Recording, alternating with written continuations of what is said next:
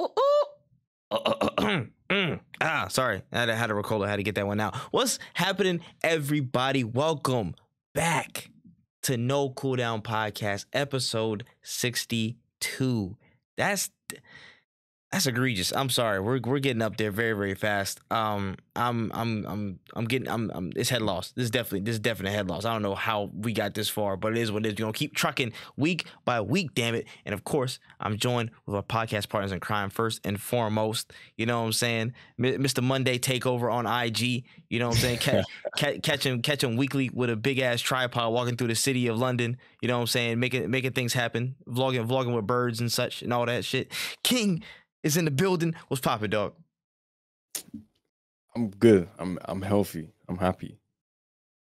I'm trying. That's all we can do, man. That's all we can do. You know, have you seen that meme? Where the guy's like, where the woman is asking questions, and the guy's like, "I'm just doing my best." Yeah. Oh yeah. Every response, I'm just doing my best. Nah, that's a real mood right there. He said, I'm just doing my best. I'm just doing my best. I don't know what else to tell you. No, dead ass though. Dead ass. And of course, my other podcast partner in crime. You know what I'm saying? I don't want to call him a part of the, you know what I'm saying, a certain Pyro said nothing like that, allegedly. But oh my God. I'm gonna leave it be. But when Easy is in the building, what's going on, dog? I'm doing very well as an upstanding, very gang neutral citizen. I'm having a blast being law abiding and whatnot. And that's what they all say. That's what they all say. Oh man, but the best way you could definitely follow the laws and regulations of society is by rating this podcast 5 stars. So go on all audio podcast platforms and rate us there. Go type in No Cooldown on Apple Podcasts and Spotify. Rate us 5 stars. Go share that around. Also available on Google Podcasts, Stitcher Radio, Spotify for podcasts, which is now Anchor or was Anchor. Also, our YouTube channel is available at youtube.com/@NoCooldown for all the latest news, some offshoot videos that we don't record on the pod, some exclusive stuff that's going to be on there, shorts, daily content, everything you need to stay in the loop with all this game and stuff, man. Make sure you hit up No Cooldown and tell your friends that we out here. You know what I'm saying? Make sure we do that. And speaking of news, we got a good bit of topics from this week. A lot of different, you know, we'll get into it, man. But I'll say the trailer trove is definitely kind of full of stuff this week. Well, without further ado, is y'all ready? Yes, sir. I'm born ready. Let's get to it then. Let's get to it. First and foremost, start off with a quick little bit here. Atlas Fallen. The Sand Benders moving on. The Sand Simulator has been delayed to August 10th, citing a need for some extra time to ensure best quality. How it's pretty fair to note that the original release date, however, did land on May 16th, which was exceedingly close to Tears of the Kingdom and some other notable titles. So, what do we make of the delay, the announcement? It's cool. I mean, I don't really I don't want to be like, I don't care, but I kind of don't care. Like, it's just, there's so many games releasing this year. I'm not even gonna hold you. I vaguely remember Atlas Fallen. And I'm happy that it moved, because had it not been for that, it's going to get buried in the shuffle. Like, even delaying something to September isn't even a guaranteed thing, because we don't really have all the things that are coming out this year. But what we do know is that more games are coming out this year. Like, past June, like, there's still so much real estate and so many games that could possibly be coming out. You're not wrong. You're not wrong. Kai? I don't even know this game existed until I knew I was gonna get some type of response like that. I knew we were gonna be in that ballpark. But yeah, again, I mean, delay's a delay. That's cool. I've had my side eye on it. I've had a bombastic side eye on this game for a little bit now, honestly, just to see as more gameplay came through. I'm actually kind of interested in it. You know what I'm saying? So if they're gonna do what they do to actually get, you know, saying some sales garnered and, you know, polish up the game, sounds good to me. You dodged the bullet because you was gonna get absolutely power bombed through a flaming table that is 5 stories up on an apartment building with Tears of the Kingdom. They were gonna absolutely wipe the floor with you in terms of sales. Like, people wouldn't know you existed. You know what I'm saying? But that's for most other games. That's for most other games, bro. Let's be real. Let's call a spade a spade. You know what I'm saying? And I'm the most interested out of the bunch up for this game. All right, I'm just gotta call. You definitely are. You gotta call it what it is. But releasing August, that's actually a pretty good date, honestly. we've had this discussion over and over again. I would love for more games to just release during the summer period, even if you aren't like, you know, the most confident that people will be like inside the house or whatever. Trust me, there are more people increasingly over summer months that will be inside or have nothing to do. So don't be afraid of it. Don't be afraid of that summer window. Don't be afraid of it, man. Just drop something there. Just drop something and watch what happens. You might have a better response than you know. So August 10th sounds good to me. Yeah, we'll figure out about it. We'll figure out about it. So pushing forward here to the next story, not only did Elon Musk move like an out of touch and or on the run fool as he changed the Twitter logo to Doge or whatever, the Dogecoin is Shiba, you know what I'm saying, the dog. He pump faked on the verified check policy on Twitter as he basically just couldn't get rid of them. They didn't have the infrastructure to actually move all the people who were legacy verified people off of the blue check. And then he just changed the description so we just can't tell the difference anymore between who paid for Twitter Blue and who was actually a legacy check. So thoughts on all the movement from Elon Musk and the head assery this week? It's the same shit. Fuck you, Elon. Mm-hmm. Yeah, I second that.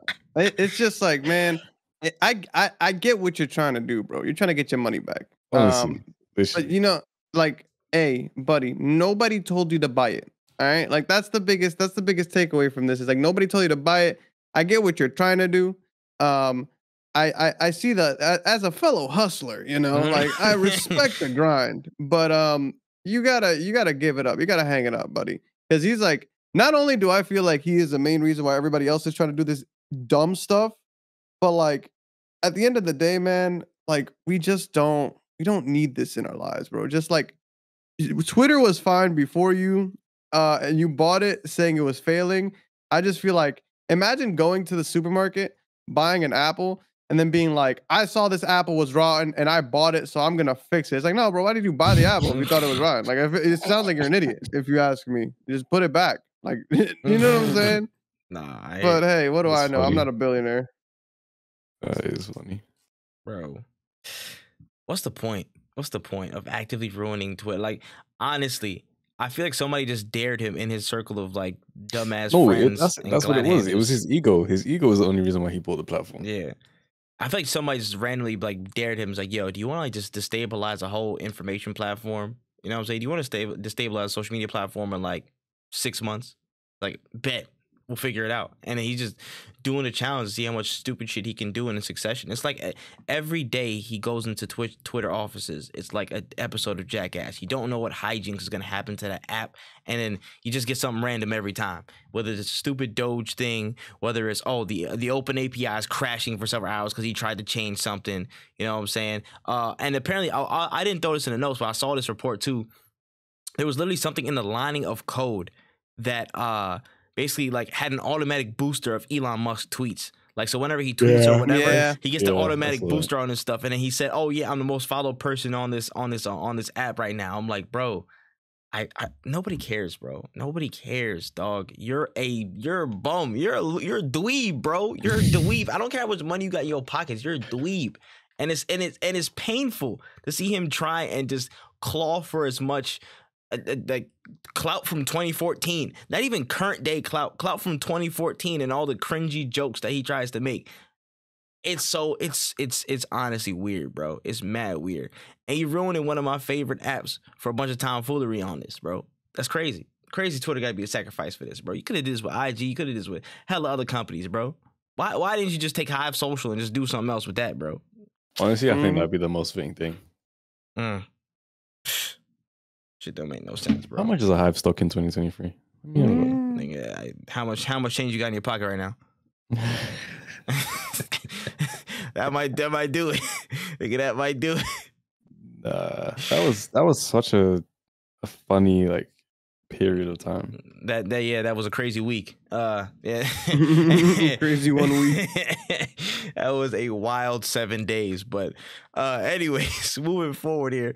At the BAFTA Game Awards, where God of War Ragnarok cleaned up with a lot of wins. Christopher Judge, aka the voice of Kratos, spoke out after winning Best Performer in a Leading Role, calling for console battles to end, as he stated, "Be easier on each other. You all have more in common than what separates you. No matter what platform you love, no matter what game you love, you're still a part of the gaming community. And give each other a break." So thoughts on the sentiment from Kratos? Will this madness ever end? Will the console war break? And will there be peace amongst the stars? What's happening? I watched this man break billions of spines. What does he know about peace?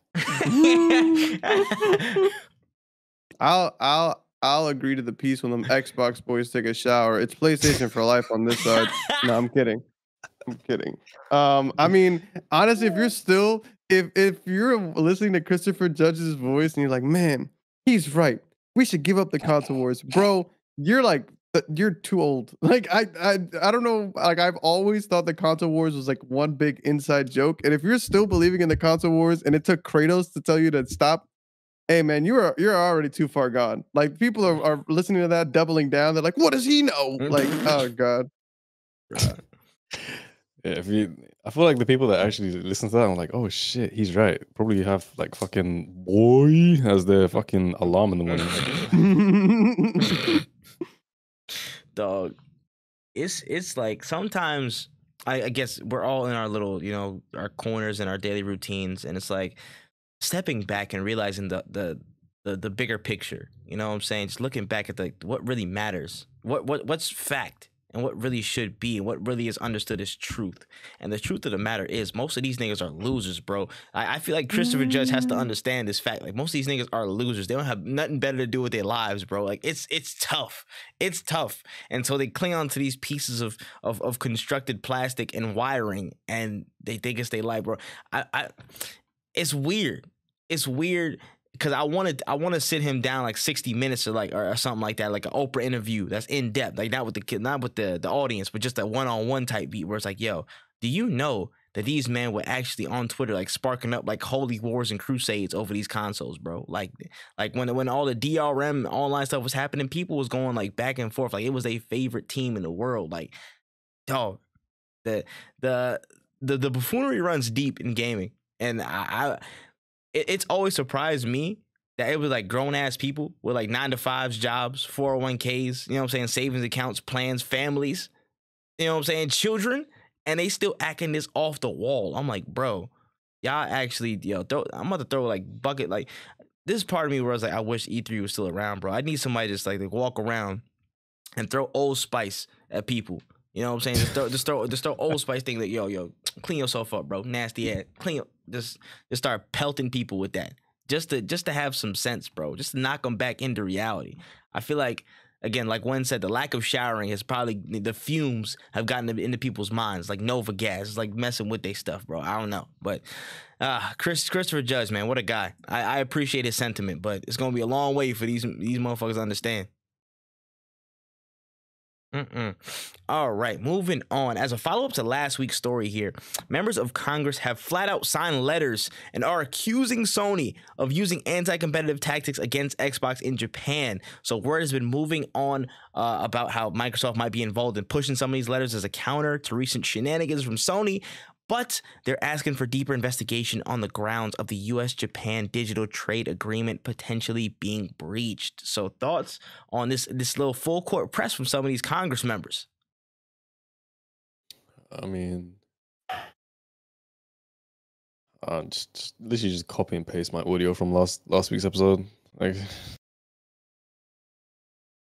I'm not gonna lie to you.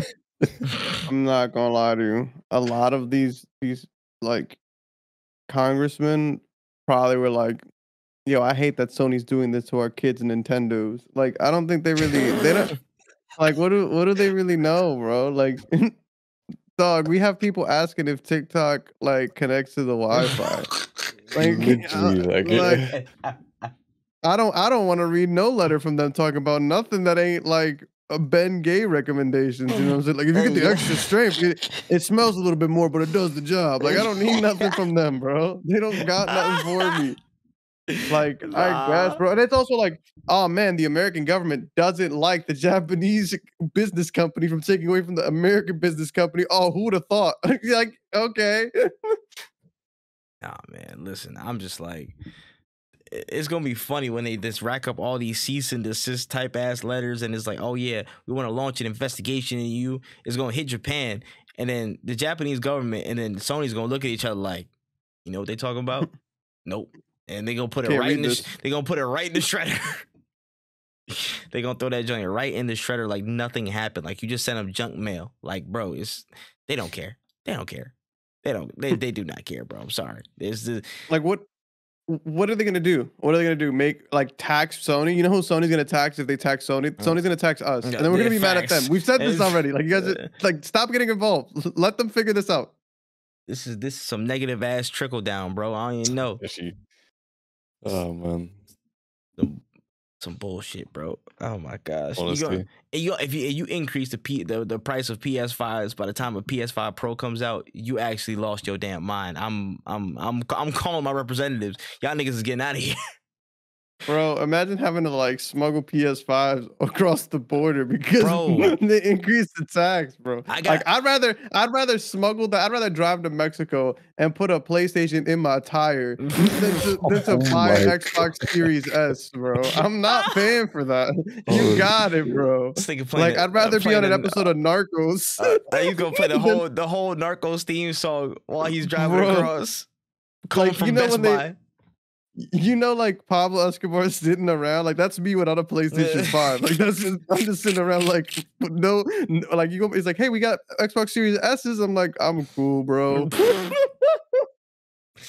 Nah, that's foul. That's foul, bro. Listen, I don't know what these Congress people want. I don't know what they really want, bro. They just want some problems.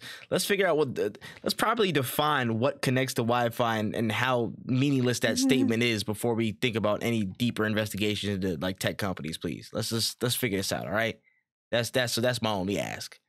All right, pushing forward here. Looking at the April slate of games coming through, there's a lot of potential heat inbound, man. Listen, we got the Ghostwire expansion and drops on Game Pass for the first time. We got Minecraft Legends, Horizon Forbidden West Burning Shores DLC, Dead Island 2, The Last Case of Benedict Fox, Live Alive remake, and Jedi Fallen or Jedi Survivor actually at the end of April.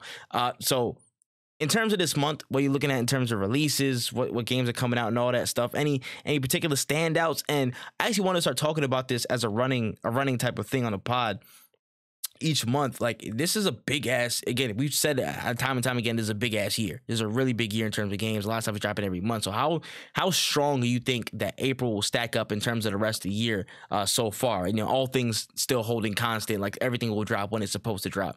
How you feeling about April stuff? Jedi hard carry. Hard carry. Aye. He's not getting tired. He's not. It's like I can't. He's out of line, but he's right. Like, I guess I will say for expectation, possibly. For expectation, yes, it is a hard carry because I feel like people aren't expecting much out of everything because either it's brand new IP or they're just like off to the wayside, except for Burning Shores DLC. I'm only talking about April. Yeah. This is only April. Yeah. I played Dead Island. Oh shoot! You play. Oh yeah, insider trading information. Hey, I forgot, bro. Mr. Mondays himself. Mr. Mondays already got there. He went to an event. I forgot, bro. Make sure y'all check. It was a KXNGVIII on Instagram. You know what I'm saying? If you want to see all the weekly updates from his escapades across, you know what I'm saying, the great city of London. But he went to a certain event that had Dead Island 2 gameplay, you know what I'm saying, on display, and you know you can get your hands on it, bro. Listen, I ain't gonna say spoiler and anything like that, but just, you know what I'm saying, let us know what happened with Dead Island 2. What happened? This is cool.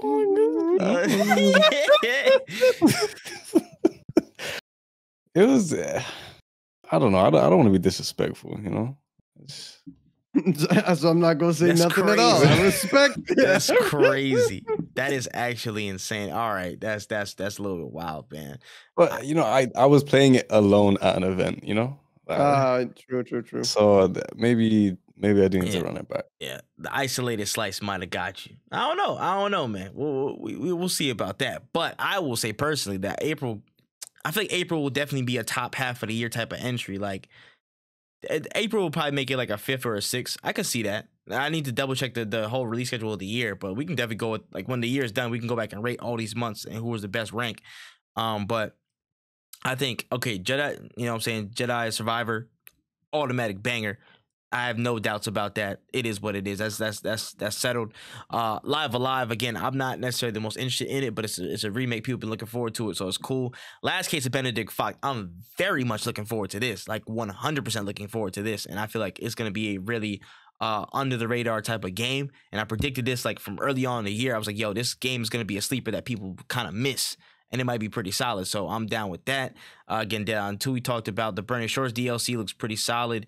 But again, it's kind of tough to get that momentum back when Elden Ring stomped all over your neck, but it is what it is. Burning Shore still looks solid. Minecraft Legends looked like a pretty fun time, but I'm not too interested. Ghostwire Tokyo expansions. I mean, the games came out last year, but still some stuff there. I feel like this could be a top half of the year type of situation. This could be a top 6, top 7. I think April's going to be a very strong month, but I don't think that April is going to be the best month.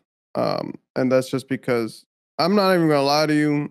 April's kind of just in the way for June. For me personally, like June is the month that I'm really looking forward to.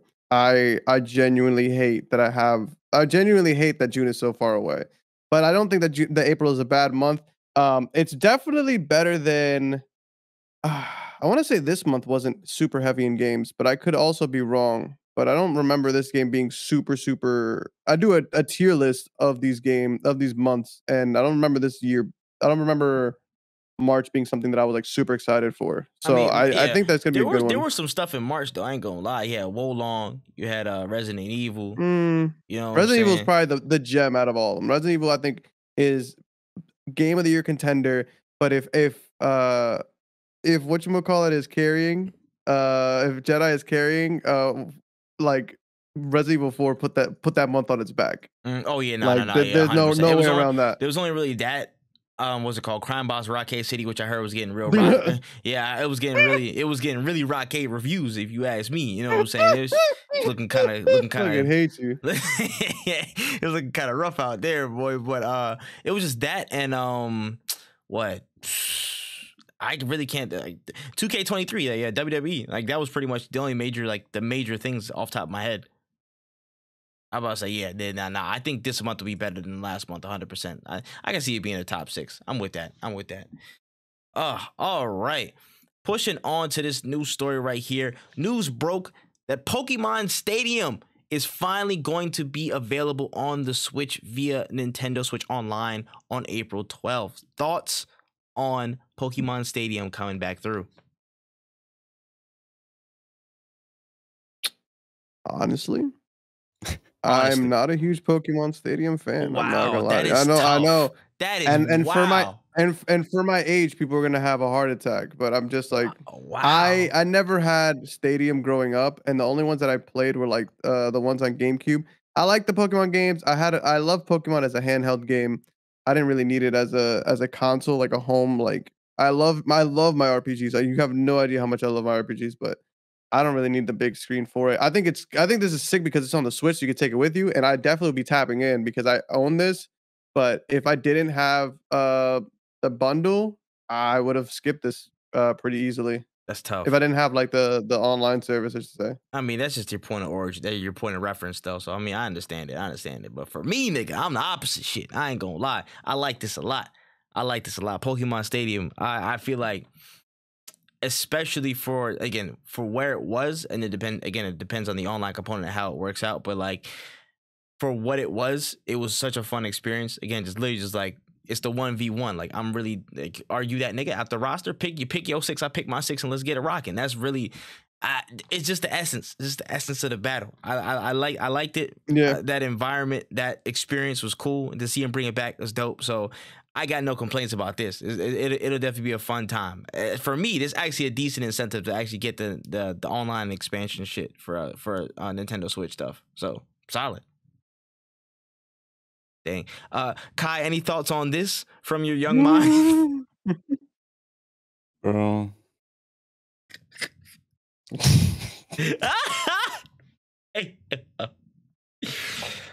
Oh man, you go doing like that, bro. Hey, listen, I just want to carve and date. I just want to see where we at. You know what I'm saying? That's why I really want to have like a whole like association test. You know what I'm saying? People do like the Rorschach test or whatever, and they see all these images.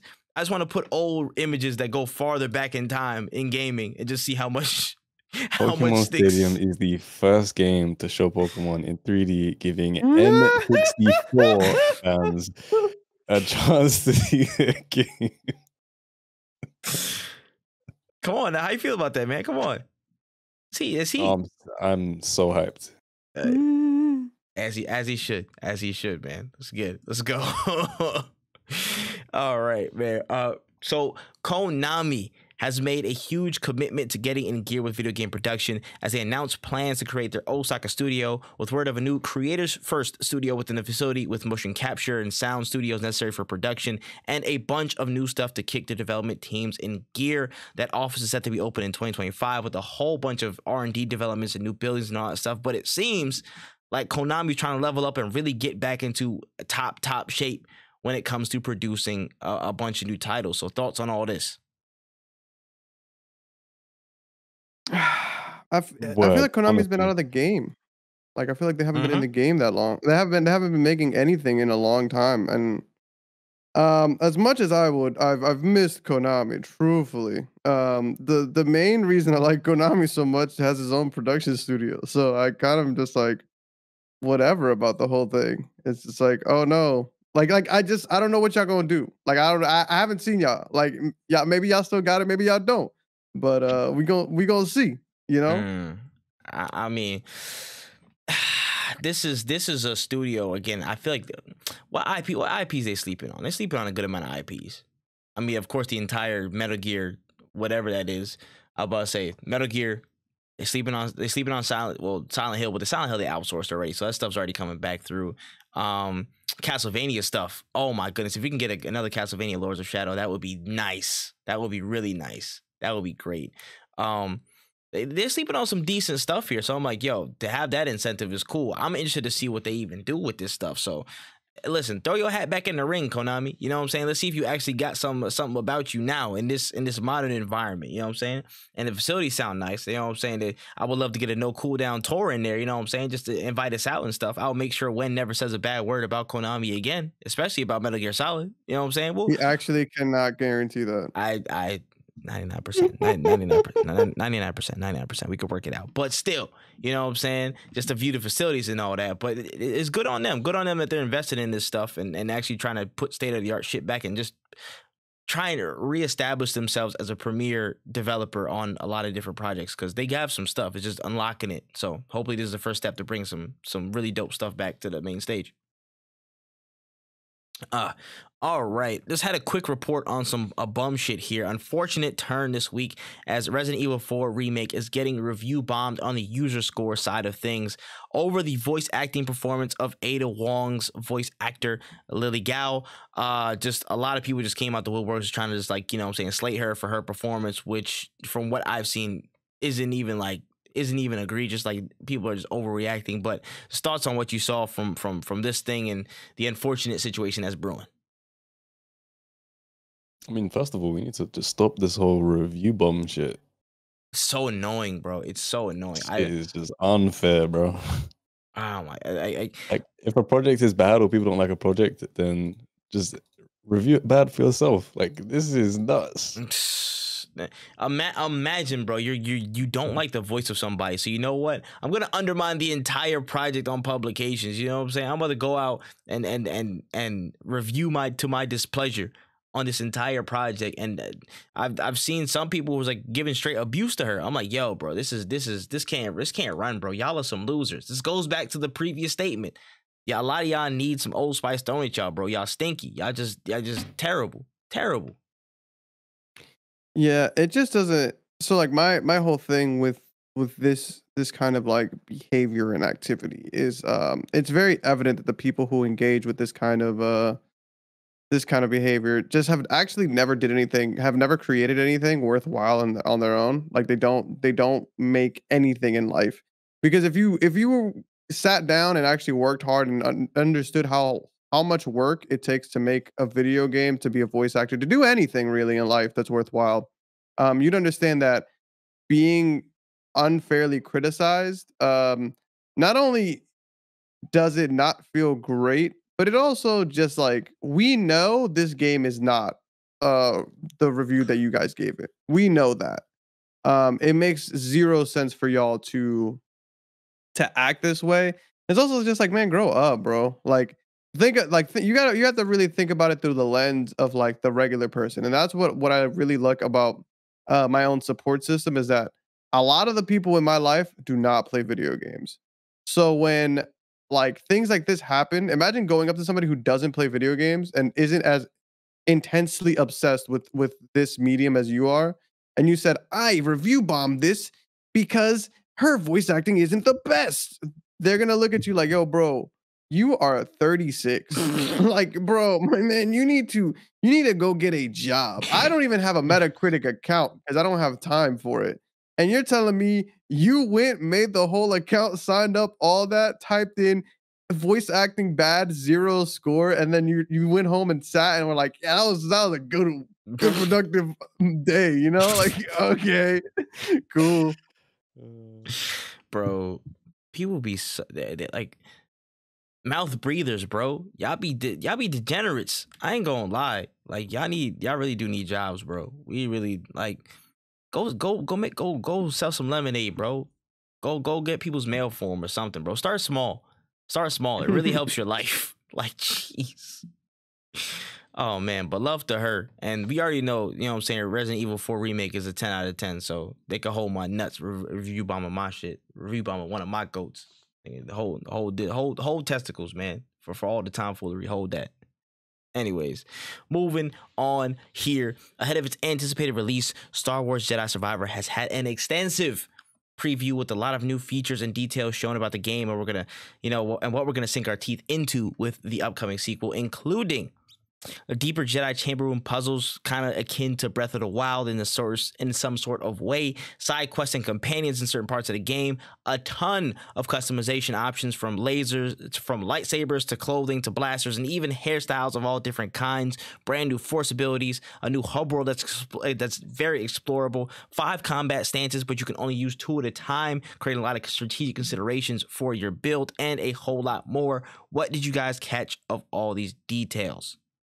I'm gonna be the first to say that when I first played Star Wars Jedi, like the puzzles, bro, like I thought I was dumb. Nah, you're not alone. I really thought I was dumb. So making it harder, I'm like, okay. Yeah, I don't like harder puzzles, but that's just because like that's not what I came here for. Like I didn't come here to like the puzzles weren't crazy bad. I thought they were interesting, and I was like, okay, I just didn't think of it in this way. Yeah, well, I'm trying to cut somebody in half. Not I am not here. I'm not here to walk around. I'm not gonna hold you. I have 3 monitors for a reason. I bought one for the game, one for the stream, the third for the walkthrough. I don't dilly-dally when it comes to figuring out, like, there is absolutely like when I start playing Resident Evil, I promise you I'm gonna have like a little screen in my stream that I'm gonna like turn on and off, and it's gonna have my walkthrough there. I'm gonna show you guys what I'm looking at in case I miss something on the walkthrough, because I just don't have time for it. There's so many games, and I'm not here. I didn't buy Star Wars because like, oh, you know what I can't wait to do?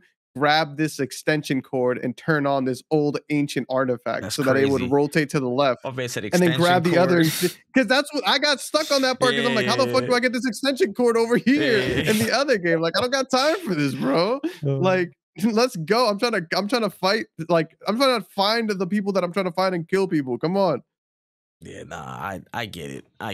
And I'm not necessarily mad at the puzzles, but I'm just like, dang, we could like, let's just spread them out a good amount. You know what I'm saying? To where they can be done in a certain amount of time where it doesn't piss me off. And also it's like, honestly, I feel good about myself. You know what I'm saying? Like, let's strike the happy medium. Yeah. I think way more spreading them out would be beneficial. I felt like you just kind of went back to back to back. 100%. What the hell is this? Brain games? Trying to put you through some teasers? Yeah. Nah. I'm trying to shoot somebody with a blaster. Professor Layton is on Nintendo, bro. Like, this is the wrong franchise. Like, what do you mean? Like, nah, dead ass though. But speaking on the rest of the gameplay and what I saw though, yo, I feel like they upgraded this game in damn near every conceivable way from what I've seen so far. I ain't gonna lie. Like, I feel like most of the shit that was addressable, they addressed it. customization, the scope of the world, semi-open world, not the entire open world stuff, but again, enough rain for you to, you know, get off on the beaten path and at least build that out even more from the first game, which is good. The combat stances look super, super dope. Like just again, and the ability of you only using 2 at a time still adds that choice and risk of like, oh, I picked the wrong shit and I'm getting my ass whooped for it. It is what it is. So adding that degree of difficulty and that degree of choice in there is really, really cool. Having like, you know, NPCs and more companions in your side quests is really, really cool. I feel like that's gonna add a lot more I'd say meat and potatoes to, again, just dialogue, story, characterization, development of certain characters. I feel like that's going to help a lot because what I assume is, again, you're going to be dealing with a few different ones depending on like who you pick up and what side quest you get into. So that dialogue and back and forth between, you know, Cal and whoever you're carrying and whoever is with you can at least add to what, you know, to who Cal is and what that storyline that's developing in his head from the overarching thing, yes, but from his character as well. That could be a really, really good, I guess, addition. That's, you know, more than just beeps and boops from, you know what I'm saying, from BD. You know what I'm saying? Shout out to BD, that's my guy. But I feel like there's not the craziest amount of, you know what I'm saying, like characterization from just him and the droid talking. So I think that could be a big part of the story addressed as well. Do force abilities. I'm with that. You know what I'm saying? The customization was looking dope. I seen this man had like a thick ass beard. I'm like, yeah, I like if I want to make like a farmer Cal Kestis, I'm gonna do it. I'm gonna make him like he gonna almost look like a Republican, but not look like a Republican. Like he gonna look like Larry the Cable Guy. I want him to look like Larry the Cable Guy. Like, oh, he's almost there, but not really there. You know what I'm saying? He just got probably like OTC in his back pocket, but he's still, you know what I'm saying, making shit shake. So it's gonna be a fun time. It looks like a massive upgrade on all fronts that you know that Jedi Fallen Order established, and this looked like a banger, bro. It's a banger. It's a banger incoming. That's what I think. Yeah, definitely. I was excited from the day I heard they were doing it. Yeah, I still wish we would have gotten a different Jedi, but they gave us a customization that I feel like everybody was like kind of looking for. We don't have that. We didn't have that in the first game. There's a lot of customization in the first game, but I feel like this is like I was wondering how they were going to do it better in version 2, and I'm happy to see that they have. 100%. It's looking really good. Moving on to the next story here, we have a reveal about the brand new support hero coming into the Overwatch 2 fold in Life Weaver in Season 4. Life Weaver uses technology called BioLight to heal and build contraptions and platforms to move players to higher ground, has a skill called Life Grip, that pulls teammates towards him and shields them, and an ult called Tree of Life that creates a giant healing tree that gives off healing pulses and gives cover to people. I will hand this off to the Overwatch correspondent when easy, and King VIII, because I don't know shit about Overwatch 2. Take it away. I haven't played that game since like the hype. Damn, bro. Well, I have. No, I'm kidding. So this character looks cool. And I first heard about the kid, I'm like, this character's gonna suck. I was like, what a waste. Now I gotta wait 2 seasons for another character. I ain't playing this, man. After seeing the video, I can see the utility. In a game where you can get booped off the side of the map, getting pulled back in is kind of crazy just because of like it's one of those characters that is only going to give value if you have smart teammates or teammates who you're going to be able to play with, right? So if you have Genji, very close combat, get up in the grill piece type guy, no sustain whatsoever. So you either got to heal him from a distance, hope that he can just jump back whenever he can. But with this ability, things like dive, the comps are going to be insane, because now your tank that dives into the back line to go kill a support isn't going to be out of position if you can just pull them back in, because not only can you pull them, they also will receive no damage while being pulled. So it's going to be a huge benefit for the supports. It's also interesting because if you ever get dived on, I could just yank my tank back, be like, hey, fight this guy who's diving on us right now, because we can't do anything. As a person who rarely plays solo, I'm very excited for this character, but I cannot imagine my solo queue brethren. You guys are gonna be pissed when that boy yanks you when you're in the middle of getting a kill. And they're like, what happened? I was getting dived on. Like, The trolling is gonna be absurd. You have no idea. The platform raising up, I thought it was super stupid. Then they used it in a practical way, and I was like, oh no, it makes sense because you can instantly give somebody height. You can instantly remove somebody from the equation. People who are stationary in their ults, or even not even just stationary, but people who are like a Reaper ult, which he moves slowly. If you raise him into the air, he can't do damage to you. Or even if it's something along the lines of like, oh, they're behind cover, I could just lift them up out of cover. I haven't used the character yet. Overwatch, if you guys want to start giving me previews, I could definitely appreciate it. I could definitely come back with more information, but I could see this being a very, very beneficial use for a good amount of ults, actually, a good amount of ults, a good amount of utility. It's going to be a character that you really need to use your brain with. And it's going to really showcase your game knowledge and your game sense over your like ability to point and click, because now it's going to be about who do I want to give height to? Who do I want to heal? Who do I think will benefit from this? Should I hold on to this or should I not? And that all also just looks like a very big team fight like changer, because you're going to be able to raise it a giant tree that heals your allies. And if you can't destroy that tree, it's going to be overpowered like crazy. Your teammates are going to be healing the whole time. You're going to be able to take objectives extremely quickly. So we'll see how this changes the game. I'm excited to see how this shifts the meta, but I don't know. Like that's the biggest thing is like, will this be enough to make this person a mainstay in the roster? Because as of right now, there are a couple healers that I don't really play because there are other healers that do better jobs of it, and I'm happy that they're making support characters more different so that not everybody's doing essentially somebody's better than the other person at doing this job. But if you stray too much from the beaten path, like your supports may not be able to really support, you know? Actually sounds mad interesting. I highly recommend checking out the kit because it's something that like you're gonna see it.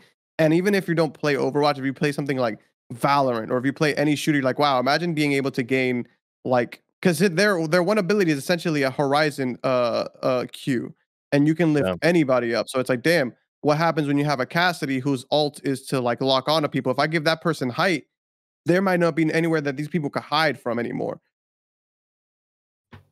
I am you don't see it, but I'm nodding 100% as if I understood everything you just said in that segment. 100%. Yeah, I mean, try out some Overwatch on my ultra wide screen. Oh, this nigga had to flex the ultra wide, man. Fuck you. Fuck you. This guy right here, bro. Hey, get the fuck out of here. I'm dead. All right. Let's push forward here. So EA announced a layoff of about 800 people, or 6% of their entire company, from their staff amid restructuring plans and optimization of their real estate portfolio. EA president Andrew Wilson stated the company is operating from a position of strength. It will be focused on a handful of strategic priorities going forward, building games with large communities, making the most of those communities with social and creator tools, and creating blockbuster interactive storytelling. Unquote. Thoughts on this and how the landscape is going right now? How y'all feeling? Motherfuckers just need to make sure they make good games, bro. Yeah. That's it. I hope it was worth it. Yeah.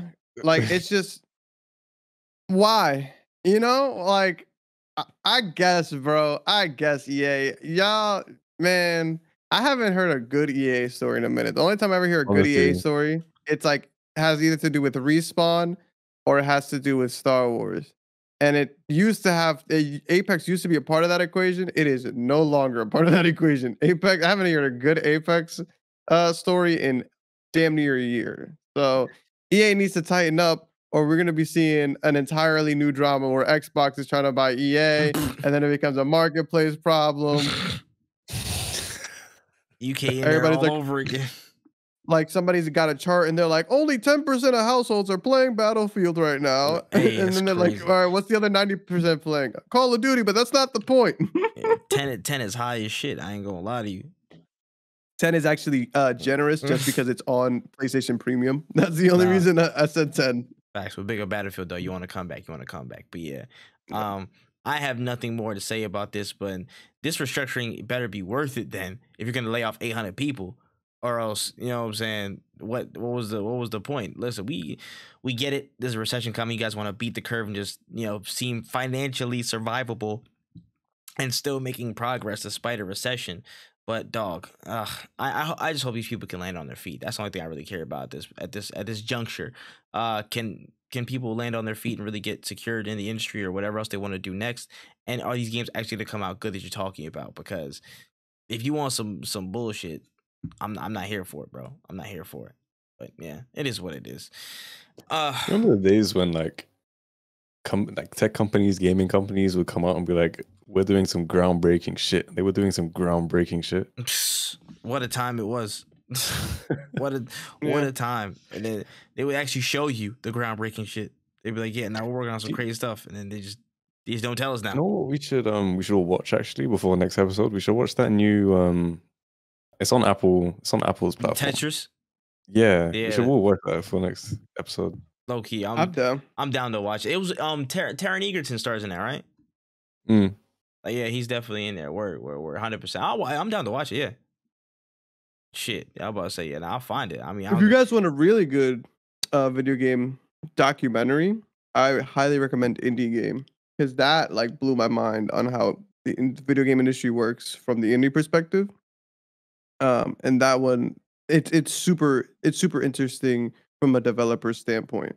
But I definitely am tapping into Tetris because I'm a huge fan of like video game history. No. People at home, you got some recommendations too. If y'all ain't seen it, shit, we can all get on that together. So shoot, bet that's not like a plan. All right. Got some news last week that E3 2023 is officially canceled. Now, we talked about it a whole bunch in a separate video on our YouTube channel. Check it out. We did it as news broke. We just kind of talked about what happened. But I just wanted to talk real quick about Kai's opinion on it, because, we didn't get that one yet. And just how is E3 really going to be remembered, any fond memories, and just our general conceptions on the event, as it were. So, I mean, first I can throw it to Kai. You know what I'm saying? What's your opinion on all this stuff? I feel like it's kind of sad just if you know about E3. I feel like if you have no idea about E3, it's just like, who cares? But like, I did actually sit there and watch like E3 showcases with my mom and stepdad. That was like a cool thing to do. That was like, oh shit, it's E3. Like I was excited to watch it. So in some ways, it's kind of sad to see it just kind of crumble. But I guess I don't know. It was one of those things where it is what it is now. Yeah. Yeah, I know me and Wen talked about it at length, but like, it's on one hand, it's not sad at all, and this was coming for a very long time. Like, this was coming for a very, very long time. Like, I would argue for at minimum 8 years. 8 years it was at least in the making. Or maybe 9. Whenever Nintendo Direct started, I think it was 2013. I think it was like 9 years, 9 to 10 years. Like, that was the first thing where it's like, oh, okay, cool. Like, we can do this on our own. The first shot around the world of like, okay, we can do this on our own. And they was getting slandered for it. You know what I'm saying? But that proved to be the most strategic, like, positive thing you could have done if you were a separate company going to E3. Like, you don't need that platform anymore. Like, I wanted to talk about this at length, just kind of from my own perspective at some point down the line. But like, when you think about it, like, we seem to forget all the time that gaming is such a young endeavor. Like deadass, like, the first video game was like 1970s, right? It was like 1970s. The first earliest build of a video game was like 1958 or whatever. Nigga, Nintendo started in 1889. You know what I'm saying? Like, companies in gaming have existed more than video gaming itself. You know what I mean? Like, it's still a really infant thing. And E3 was necessary at the time it started in like 95 or whatever to be that guide to showcase everything in gaming, because nobody knew nothing about nothing. Like, there was just an absence of a platform. It was an absence of anything. And everybody was misguided. Everybody was like, okay, we don't have any common place where we can do this stuff, so we created this. But at some point along the line, I feel like I kept telling other people this when we were talking about it. I was like, I feel like it was like a Kodak situation where the market changed and E3 either didn't change with it, or, you know what I'm saying, or just were too bullish in their position, and then they just didn't make the proper adjustment. And the change in the market basically made them obsolete. They was like, yo, at some point, we don't even need you anymore. You're charging too much for boosts. You're charging too much for slots on the show. And that's crazy. And at some point, Nintendo was like, man, screw y'all. I'm just do our own thing. We're gonna do tree houses and directs. And then years later, EA follows suit. And then after that, Sony backs out. And then Xbox. And then like, everybody just starts following suit and the dominoes keep rolling. It's like, bro, now you're irrelevant. E3 as an actual media vehicle is not necessary anymore because people know exactly what brands they want to see and they'll go straight to that. Like, and it's tough. It's tough because I know me, and I know Wen talked about it at length as well. He wanted to be there. I wanted to go to E3. That was one of my dreams as a gamer. I was literally about to bring that up. Like going to E3 used to be like, damn, like I want to go to E3. That's like, a mecca moment, bro. That's like a gamer's pilgrimage type thing. One of those big bucket list joints. Like, yo, and it was low key. It was prestigious because it was locked behind public doors for a long time. For a long time, it wasn't shown off to the public. It was just media people and whatnot. So it's like, yo, you actually being there and having that access. That's a privilege to be in the room for some of these crazy announcements and all this stuff and all these different people and developers and teams. That was a holy grail type of moment. Like, yo, you really in there. And that's something I wanted for a long time. And of course, a lot of people who watched E3 wanted to do that. But eventually, it just didn't adapt with the time. So it died, literally just like Kodak. Like, it's tough. But despite all of that stuff, I still, my hope is I would like people to remember E3 and the spirit of E3 as just, you know what I'm saying, bringing games together at the end of the day. Like, it's still going to be E3 season. I'll never call the summer period when all these announcements come through Summer Game Fest season. You know what I'm saying? Much to Jeff Keighley's chagrin, I'm not going to do that. I'll never do that. You know what I'm saying? Like, there's a Summer Game Fest, you know what I'm saying, showcase that goes on, but it's E3 season.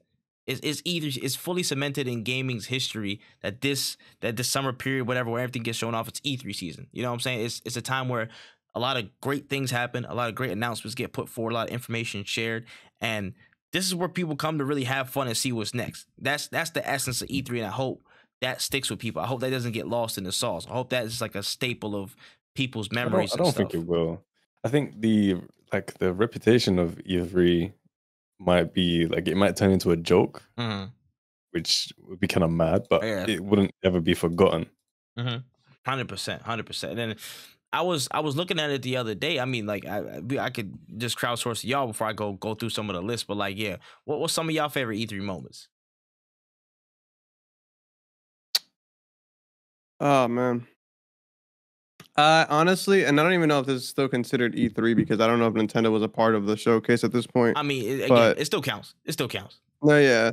To this day, it would probably be 2015 when Nintendo announced what would be the last Star Fox game. Not necessarily the game in and of itself is what I was hyped for. It's the way they announced it. Like, Reggie and Iwata. And I cannot remember the name of the creator of Mario, but all three of them were like Miyamoto? puppets. Miyamoto, yes. I could. It was blanking. Oh yeah, the puppet joint. When they were puppets and they were walking around and they were doing like a. They was doing the bench press. Yeah. It was and it was like crazy.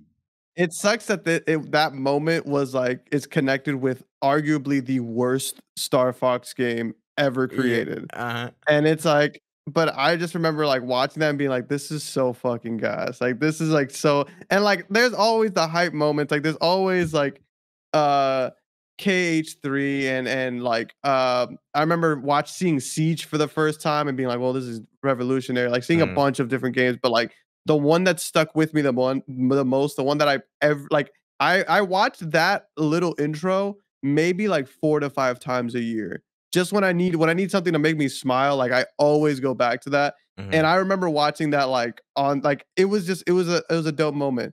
And it sucks that like those moments. I mean, there will be moments like similar to that, but it's not the same because it's no longer E3. And unfortunately, you know, capitalism, like that's just the way that's just what it is. It is what it is. Yeah, nah. I'm about to say, Kai, you got some moments off the top of your head or nah? I think. Do you guys remember when they showed off the Kinect? Oh my gosh, that's a long time. It's a long time ago. And it was like mad janky. It was just mad janky. Nah, that's insane. That's a long ass time ago. I can't even lie. Jeez. Nah. And then what was it again? It was one of these games. I think it was an Uncharted game, and yeah, it was Uncharted, and fucking Nathan just didn't move during the gameplay. Oh, the demo? Oh, yeah. I remember that. Oh, or y'all remember when the Division got announced and that game looked way better than it was when Yes, and Watch Dogs. And Watch Dogs. That game looked hard. That was Uncharted 4. Oh, yeah, you're right, bro. Yeah. He did. Yeah, I didn't know which tech one demo. it was. I know it was an Uncharted game. Yeah, it was Uncharted 4, that tech demo. You're right. Oh my goodness, bro. That's actually insane. Dog, that was wild. But yeah, I'll say for me, there was a bunch of them shits, bro. There's too many moments. I was trying to go and like jog my memory and stuff. I'm about to say, what's it called? Reggie with the My Body Is Ready. You know what I'm saying? Yeah, that was classic. Classic.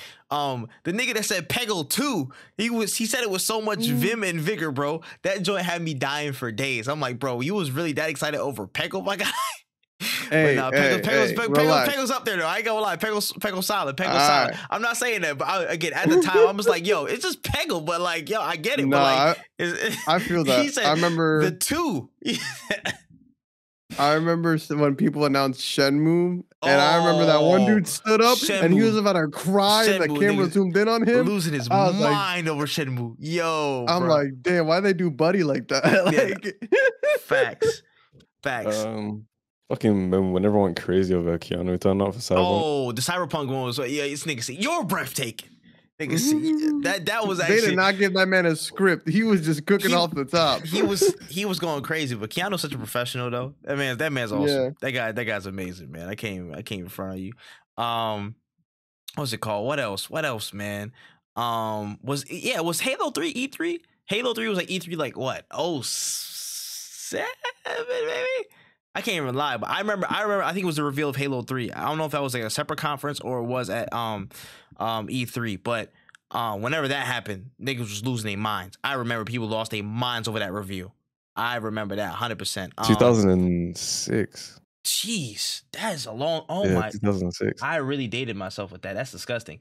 That's wild. But yeah, that's crazy. The Final Fantasy VII remake announcement was insane. In E3 2015, people lost their minds. That was the same year. I think that was the same year as Spider-Man's announcement, was it not? Yes, no, that was the same. That was the same thing. That was the same event. That was the same event. That was probably the greatest event we've seen. It was that. It was Spider-Man. It was a bunch. It was a good amount of stuff. That was a heavy hitter. I think PlayStation probably just had the best two. What's it called? The best two announcement things. You know what I'm saying? Ever. The Twilight Princess joint when Miyamoto came through with the sword and the shield, when he just came out the cut and started doing moves, that was crazy. That was way back. That was like 2000. That was like 2000 what? 3, 4, 5? But when Bethesda had showcases, like that was a pretty solid time. Yeah. Like before 76, or like when Fallout 4 got announced, I remember that. Facts. Like that was pretty hard. I remember being like, yo, I gotta tap into this. Facts.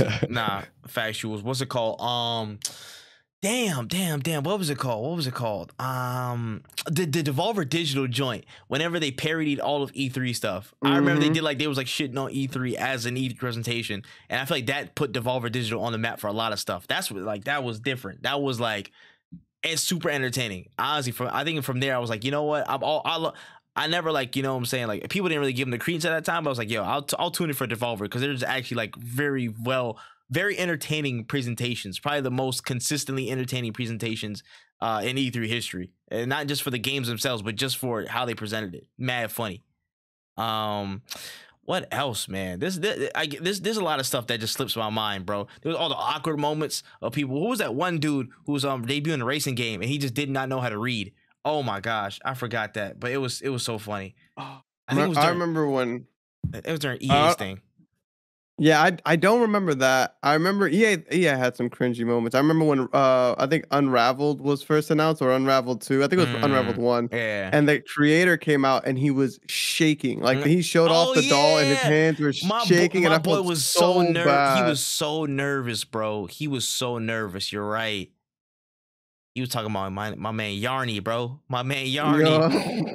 Yarny. Like I just wanted to be like, bro, get him off the stage. He doesn't want to be there, bro. Him and then what's his name? Old boy from No Man's Sky was mad shook in his conference too. Oh my god, yeah.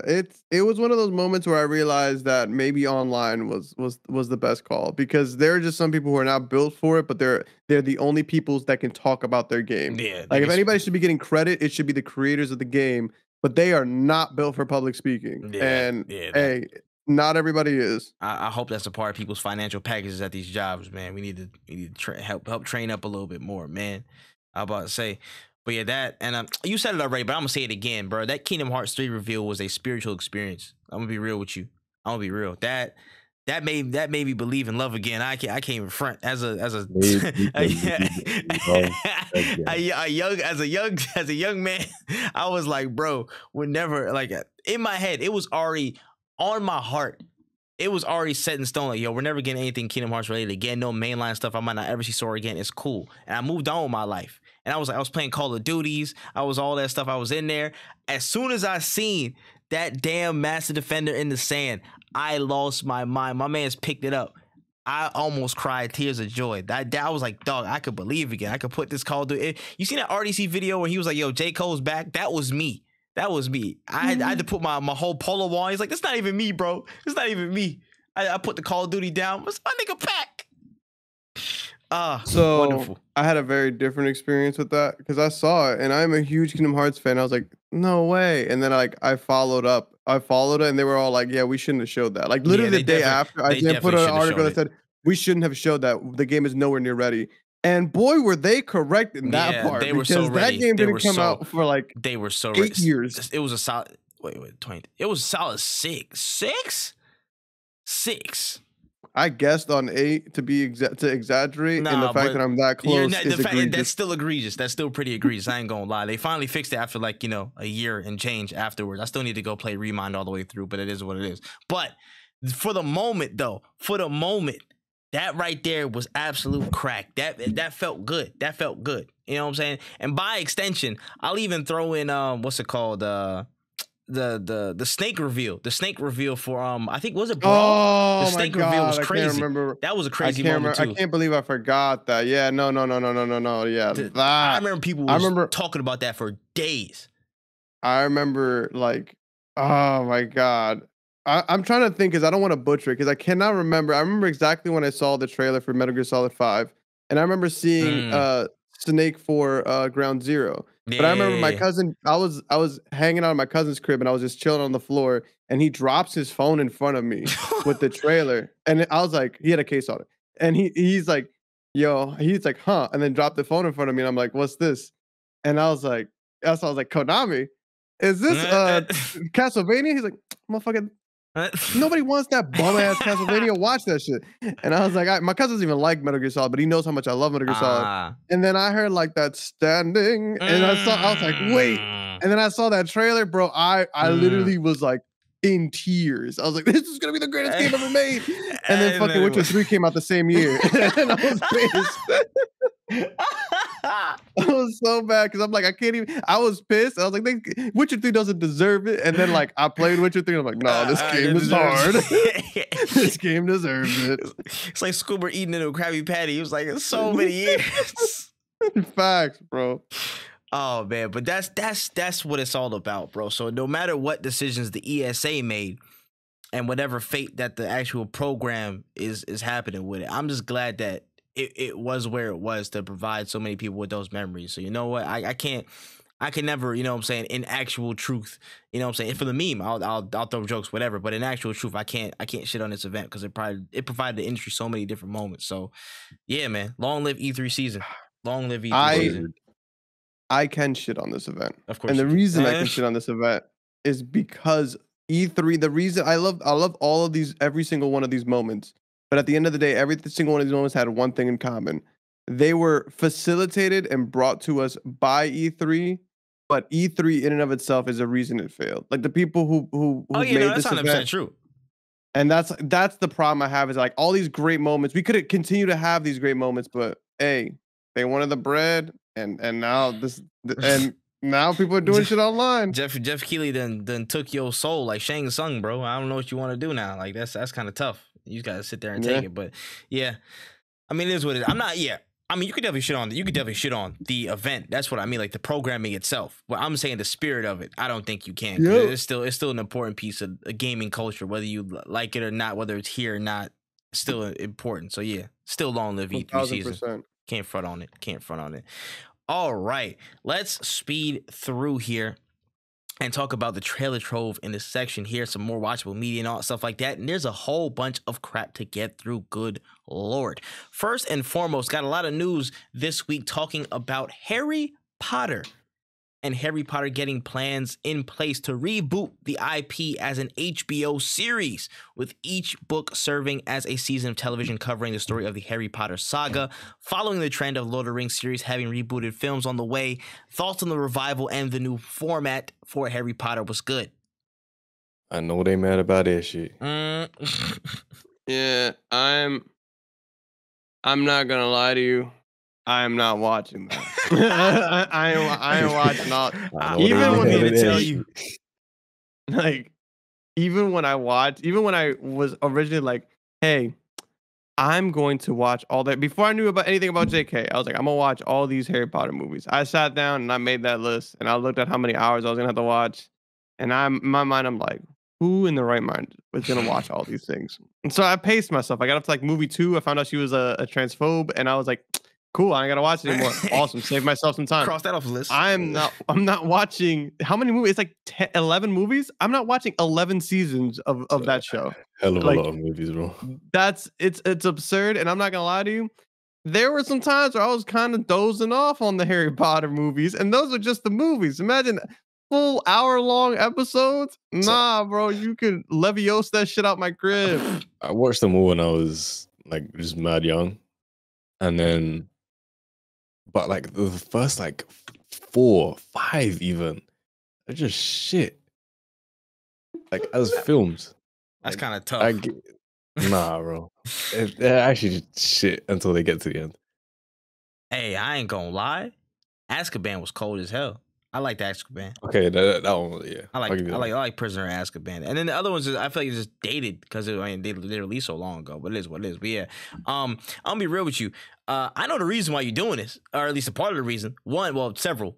One, you need that cash. You know what I'm saying? I need to advance on the next one, man. No, know what I'm saying? Drake voice. I'm gonna need to advance on the next one.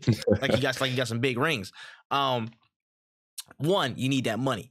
Whatever.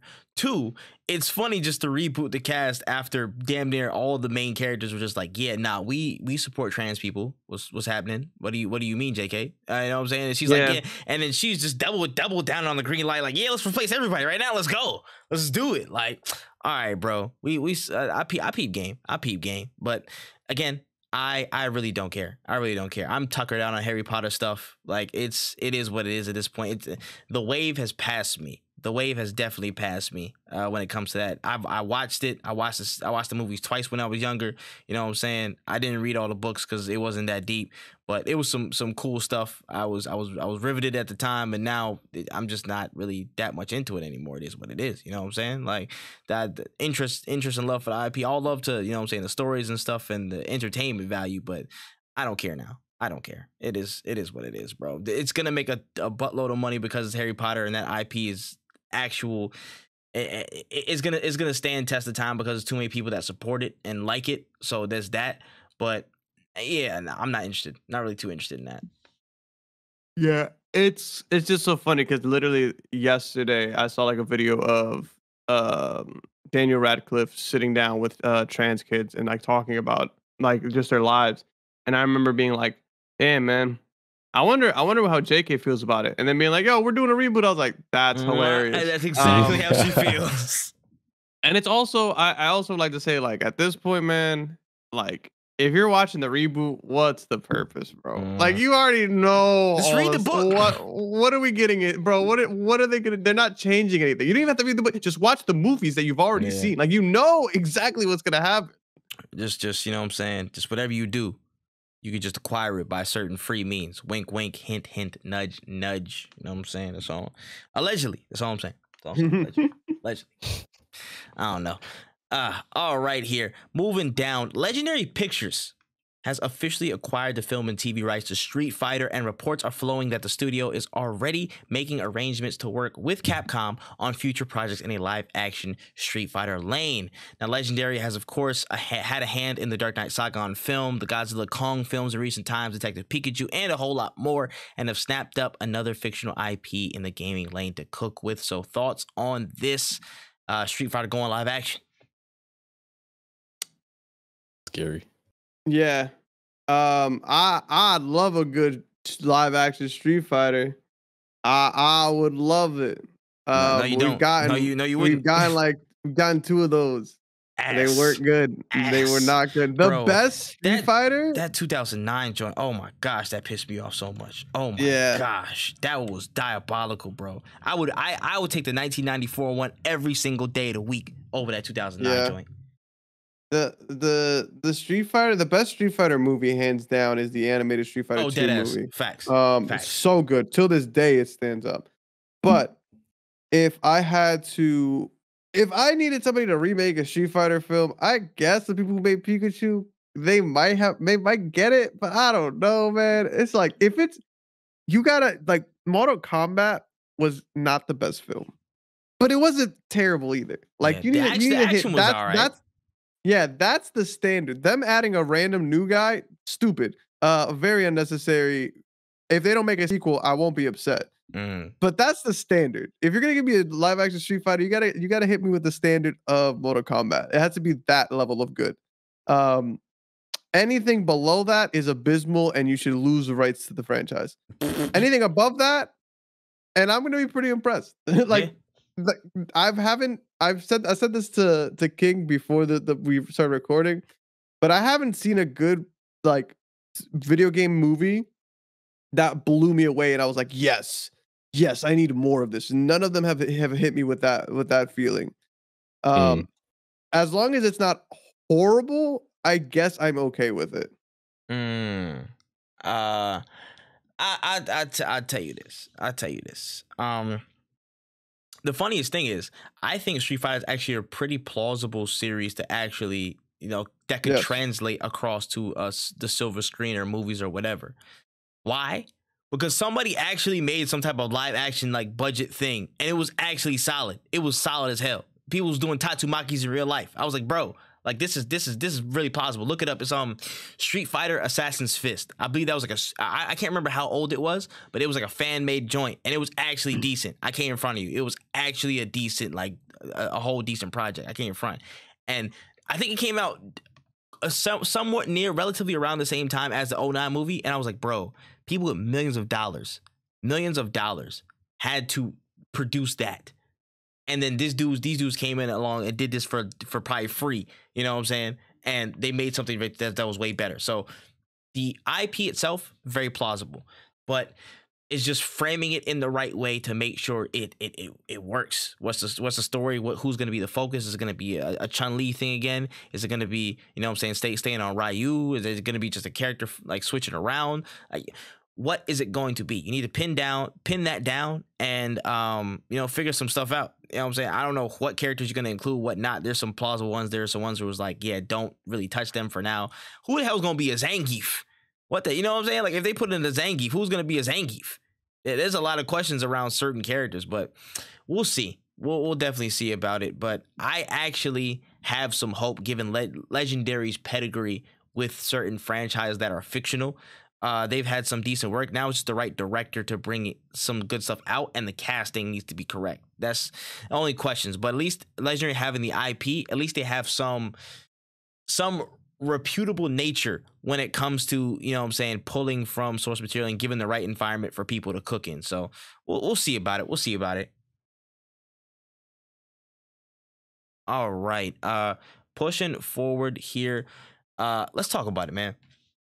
Secret Invasion, Disney Plus. They dropped a whole full trailer. People's giving it love. Talking about the whole new direction of this crime thriller coming to the MCU. How'd you guys feel about Secret Invasion? I see where Marvel's money is. Hey, man. hey, listen, my hands is up right now. I don't know what to tell you. Bob Iger's like, I don't know what to tell you, dog. I see where the budget has gone. And I love it. I'm gonna give this about as many spins as I've given all the other Marvel TV shows. That's just your blanket preference. I really recommend you actually do watch this.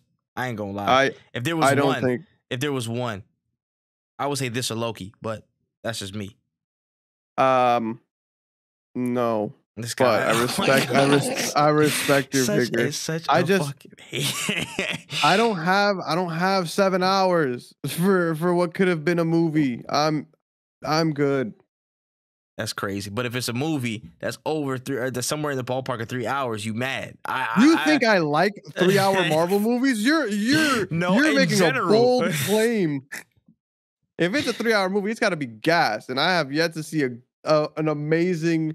Like, I just don't want more of these, man. There's too many shows. I already have to watch all these shows, then I gotta watch the movies. Like, this is just too much Marvel. I'm good. Interesting. I'll speak for the actual TV show watchers in the building. You know what I'm saying? The MCU watchers in the building. I'll represent us. This shit look heat. Hey, man. But why was y'all hiding this? I ain't gonna lie. Why was y'all hiding all this? Because this looks fantastic. This was it. It was this or nothing. Nah. It was this or DC jokes, you know? Good Lord. Oh, my goodness. This as a DC, like a regular Marvel format jokey show, oh, this would have killed me. That would have killed me, bro. I ain't gonna lie, bro. We needed a switch up, bro. And this is the switch up I was talking about. Like, yo, they needed some variety in there. It looks really good. Again, super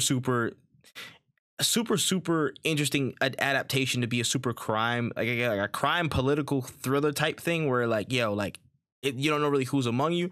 That's a nice translation, and adding, you know what I'm saying, putting Nick Fury at the center of that stuff. That could be a really, really cool switch up in execution. And bro, I'm ready. And the implications this could have, if this is somehow an intro to Super Scroll, I'm in 100%. This is gonna be one of the best projects ever in the MCU. If this somehow gives us some type of segue to Super Scroll, I love this project. That's all I'm saying. So I think this is gonna cook. This is gonna be a real good return to form for an MCU project in general. I think this people will definitely tune in for this. People will definitely tune in. Not when, but people will definitely tune in. Yeah, it's inevitable. Like, it's Marvel at the end of the day. Mm-hmm. That's the one thing that they can still kind of count on. Yeah, and as much as they are like making mistakes from I would say most consumers of their content would say they're making mistakes. At the end of the day, people are still going to tune in because it's Marvel. Yeah, 100%. They at least gonna give them the shot. So all they got to do is just drop a quality show, and they will come. You know what I'm saying? They will come through and actually work with it. So we'll see about it. Moving on here, a lot of talk has sprouted about some early conversations to create a Shrek 5 with the original cast expected to reprise their roles: Mike Myers, Cameron Diaz, Eddie Murphy. And on top of that, there was some talk of a Donkey spinoff being discussed. So, I mean, I think we talked about this a little bit ago on the podcast in terms of the Donkey spinoff, but a Shrek 5 full-fledged return to form. Thoughts on all this? Cool, I guess. Yeah, sure.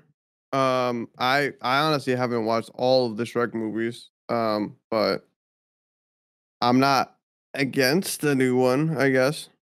I'd rather they give me another fire-ass Puss in Boots. I'm not gonna lie. Hey, I ain't gonna lie. Puss in Boots 2 for 2. Bro, insane. 2 for 2. Like, I was really watching that shit with my little sister, like, you guys are eating, bro. Cooking. You guys are eating. They cooking. And again, we talked about this last time as well. I would rather you just add Donkey to that film than Donkey get his own entire spinoff. I'm gonna be real. He don't need that, bro. You gotta have a huge, crazy cast on Donkey stuff to supplement and stuff. Like, I'm never gonna discredit Eddie Murphy Town because that man's a legend amongst legends. You know stuff. You know what I'm saying? But just it's just the character itself. Yeah, it just doesn't have that. it's like you gotta really add something around it. It's gotta be something crazy compelling. Like it's gotta be some type of like insane story, like or whatever. But I would rather you just add him to Puss in Boots, but that's just me. But it is what it is. But the Shrek 5 stuff, I'm gonna be real. If there's one franchise which, if you had to decide, fuck it, you guys can come back and get something too. You guys can get something too, and make a return. I wouldn't mind Shrek. I really would not, because at worst, you had one or two mid movies. You know what I'm saying? At worst, but your first two classics, without a shadow of a doubt, 9 out of 10s, 9.5 out of 10s, almost like again, damn near insane movies. The third one, I give you like a 7.5, 8, maybe a little bit more, because it was still an enjoyable ass movie. You know what I'm saying? The fourth, I don't know what the hell that is, but you know what I'm saying, that's a Lemmy one. But if there was any one franchise, be like, you know what, I could do with some more of that in my life. Shrek, because I feel like there's at least a good enough space in between it, and I'm like, you know what, why not? Yeah, listen, there's a bunch of other bum ass franchises and ones that are literally like 2 months old making remakes, but we're gonna get to that in a second. But you know what I'm saying? At least there's a gap in time with these, but we'll see. All right, guys, Blue Beetle trailer. Talk to me. Blue Beetle, what's happening with it? I haven't watched it, bro. I ain't gonna watch it. You're not watching Blue Beetle? No, I'm not gonna watch the trailer.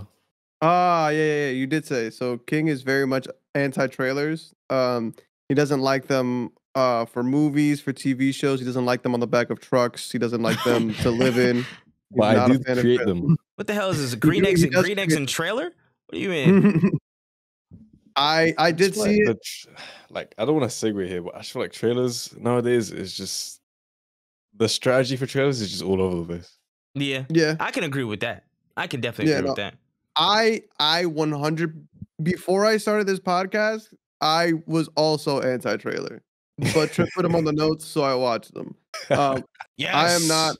I watched them. I will continue to watch them. I don't mind talking about them. But I very much understand like not wanting to watch trailers. If you're somebody who doesn't need to see these movies or know anything about these movies before you watch them, I couldn't recommend you not watching trailers enough. Like you don't need to see them. It is a lot of unnecessary information that honestly isn't going to benefit you at the end of the day. Yeah. But anyways, to speak on the Blue Beetle trailer, it looked good. I'm not a fan of George Lopez, but at the end of the day, I will be watching this. This is the first time. Well, not the first time. I'm sure there have been other Hispanic superheroes, but this is a good DC Hispanic superhero, man. I didn't think I was ever gonna see the day. I honestly did not think we were gonna get that ever in my life. Like, I'm gonna look at my kid one day and be like, "Yo, bro, like, you watching this Blue Beetle 4? Yeah, man. I didn't think we were gonna get. I didn't think we were gonna get the one, man. I'm telling you." Dead. Who would have thought, man? Who would have thought? Nah, that's crazy. But yeah, it looked good though. It looked good. All I can say is, let's have some hope for DC. It looked different. It looked actually fun. It looked interesting. And that's as much as I can hope for right now for the DC. We're taking baby steps. Gonna slowly come out of whatever, you know what I'm saying, cave where Peter Safran and James Gunn are planning. And we're just gonna hopefully have some fun stuff to start off with and slowly build into what we're getting out of a new DCU. So fingers crossed for it, man. Fingers crossed. And yeah, that is what it is. And speaking of trailers, another trailer dropped this week. A small movie, small little picture, indie film, Across the Spider-Verse. That dropped, and then there's a whole lot to look at in there. How'd you feel about it? It actually looks pretty sick. If you're somebody who doesn't want anything spoiled for you, don't watch this movie. Don't watch it. But it looked really fun. Art style is back. The story seems to be very interesting. I was wondering where they're gonna go with it. I am excited to see some of the performances and the Spider-Men that are involved in it. I'm actually a huge fan of Spider-Man's of Miguel O'Hara's Spider-Man. 2099. Yeah, 2099 was one of the first comics runs that I remember. My one teacher in high school had like a bunch of comic books that he let people read. And he had like almost the full run of 2099. And I remember like reading all of them up until like where he stopped collecting. And he was like, yeah, that's the end of it. I was like, damn, this sucks because this is pretty sick. He was my original first Spanish Spider-Man, like Latin Spider-Man, because he was like, I think he was Irish and Hispanic. But Mm. like I remember being super super in love with like all of everything that had to do with 2099. So I'm excited to see this. I think this is gonna be a really sick movie. Definitely check it out. Yeah. I do actually. I should preface this. I do watch a fair amount of trailers. I would say I'm pro trailer. I'm pro trailer for the fact that my memory and my attention span sometimes goes into goldfish mode, so I'll forget like 90% of the things that I see, except for like 2 different things. So I can watch trailers pretty freely because I'll forget about them in the next like span of time. Like I really will forget about certain shit. I ain't gonna lie to you. Like it has to really stick with me. I have to really pay attention to like a small detail that could catch onto it in trailer things. So I'm just like, oh, look at the flashing colors. Look at all this stuff. Cool. Oh, one person there, this person there. Like, and that's the same thing with this trailer. Like I can see certain things that happen, but I'm just like, oh, they did that thing from the internet. Cool. You know what I'm saying? That's what's up. But I will tell you this: how it looks, how it flows, all that stuff is second to none, bro. We're probably in store for another banger here. It looks amazing, and that delay was well worth it.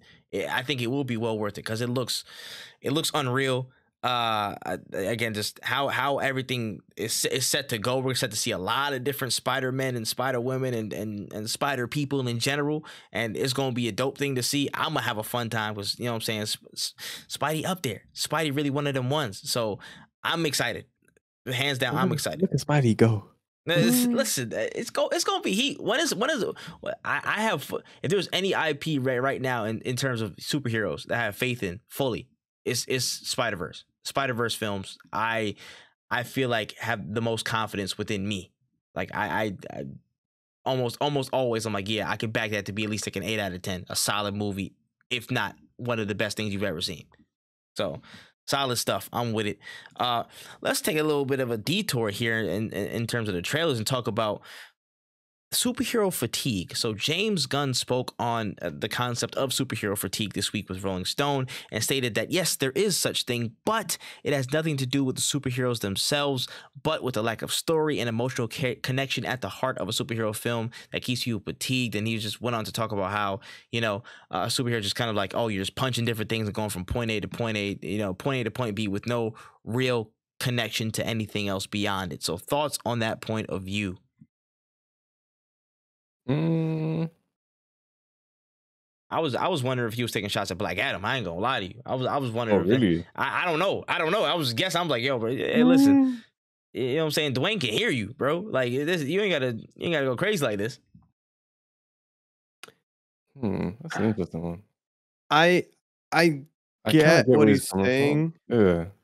but I don't necessarily agree with him because like I superhero fatigue I think is like if every movie that came out had to do with somebody getting powers and being a good guy, it's like annoying. Like I think I understand. I think what he's saying is like, you know, you can't ever hate somebody being the hero, which is true, but this is different.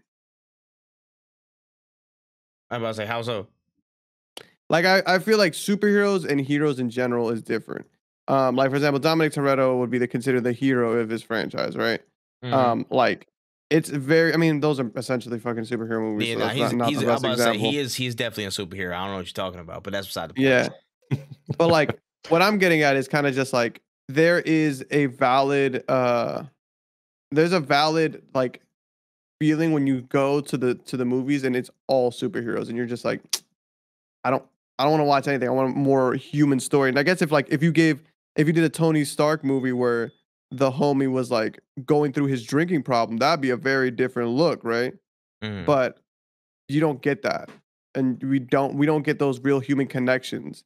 And in a world where like, yes, if you had those deep emotional ties to these characters, it would be a different story.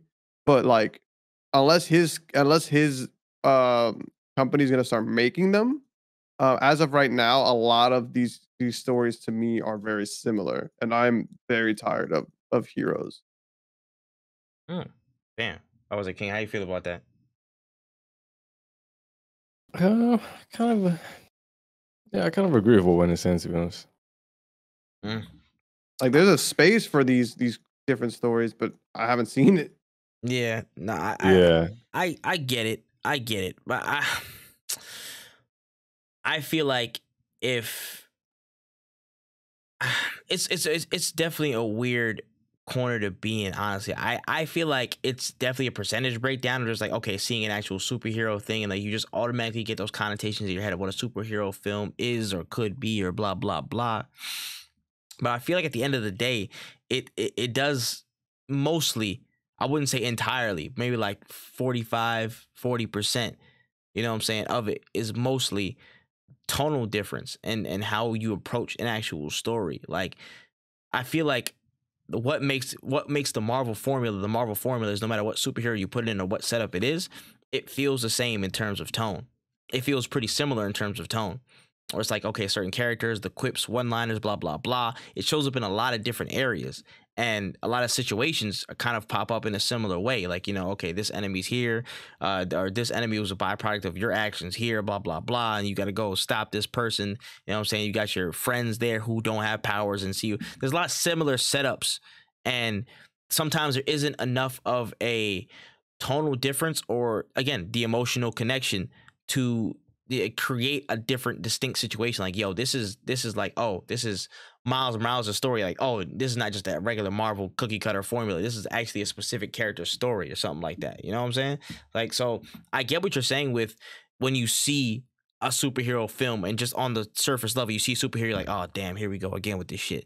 But I do think that if you're going into a blank slate, no matter what the cover of it looks like, when you're actually watching it, I feel like that difference is lacking.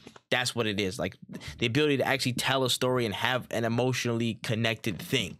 You know what I mean? Whereas other things just go, okay, this superhero starts here, origin story. You know what I'm saying? This hero gets powers randomly, and then he does this. He's trying to figure out his powers. He's trying to train. Enemy emerges who like wants something to do with him or wants to kill him or whatever.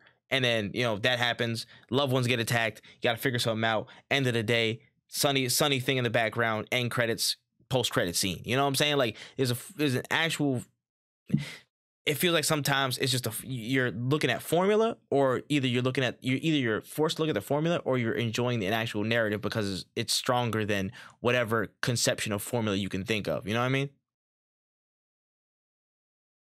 Yeah, I get what you're saying. Yeah, I don't know. It's a lot of crazy shit, but hey, listen, I'm watching all this shit allegedly, so it is what it is, man. Yeah. You're entitled to your opinion if you pay for it. That's all I'm saying.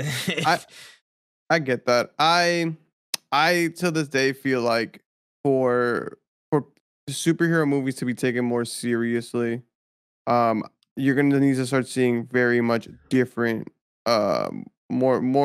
more different takes, if that makes sense. Yeah, I hate the more different, but variance. yeah, just I'm gonna literally see some different. diversity. Well, Yeah. if you think about like the performances in, I'm just gonna say Marvel to start with, like the performances that people love the most from Marvel is when they are actually experiencing human emotion. I agree.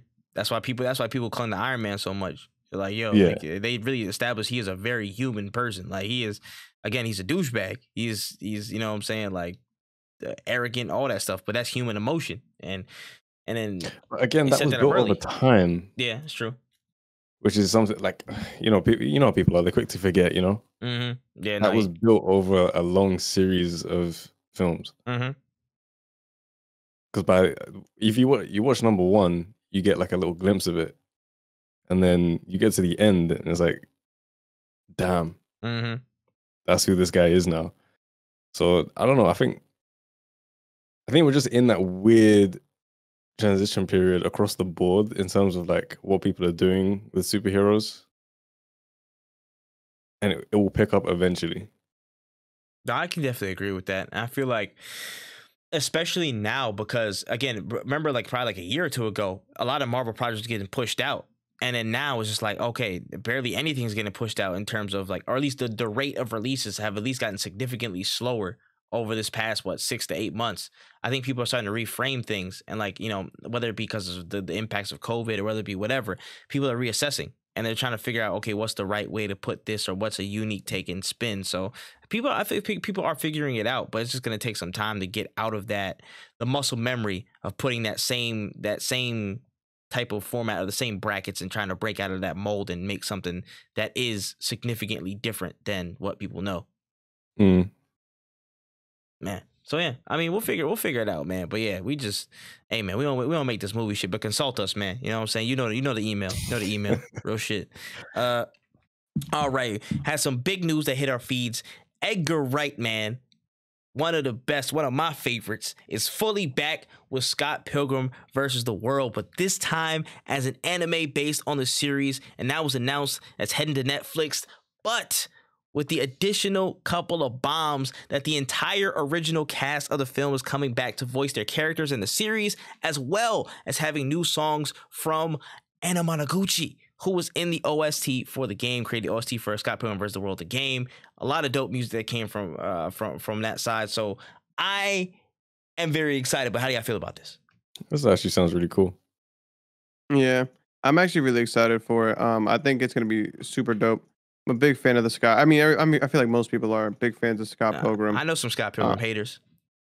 May they rest in piss. But they're not dead. But you know what I'm saying, at least in my mind. But that's what it is. Yeah, I think that this is gonna be a really good showing of the franchise, and I'm actually really excited for this. This actually might be something that I tap into day one, because I am a huge Scott Pilgrim fan, and I just like seeing it animated after reading the comics. And it's not like the movie did a bad job with the comics. It was a pretty solid adaptation, considering how bad these adaptations can actually get. Mm. And I'm just happy to see like that we are getting this, because I think it's going to be really, really good. So yeah, I can't wait to see it. 100%.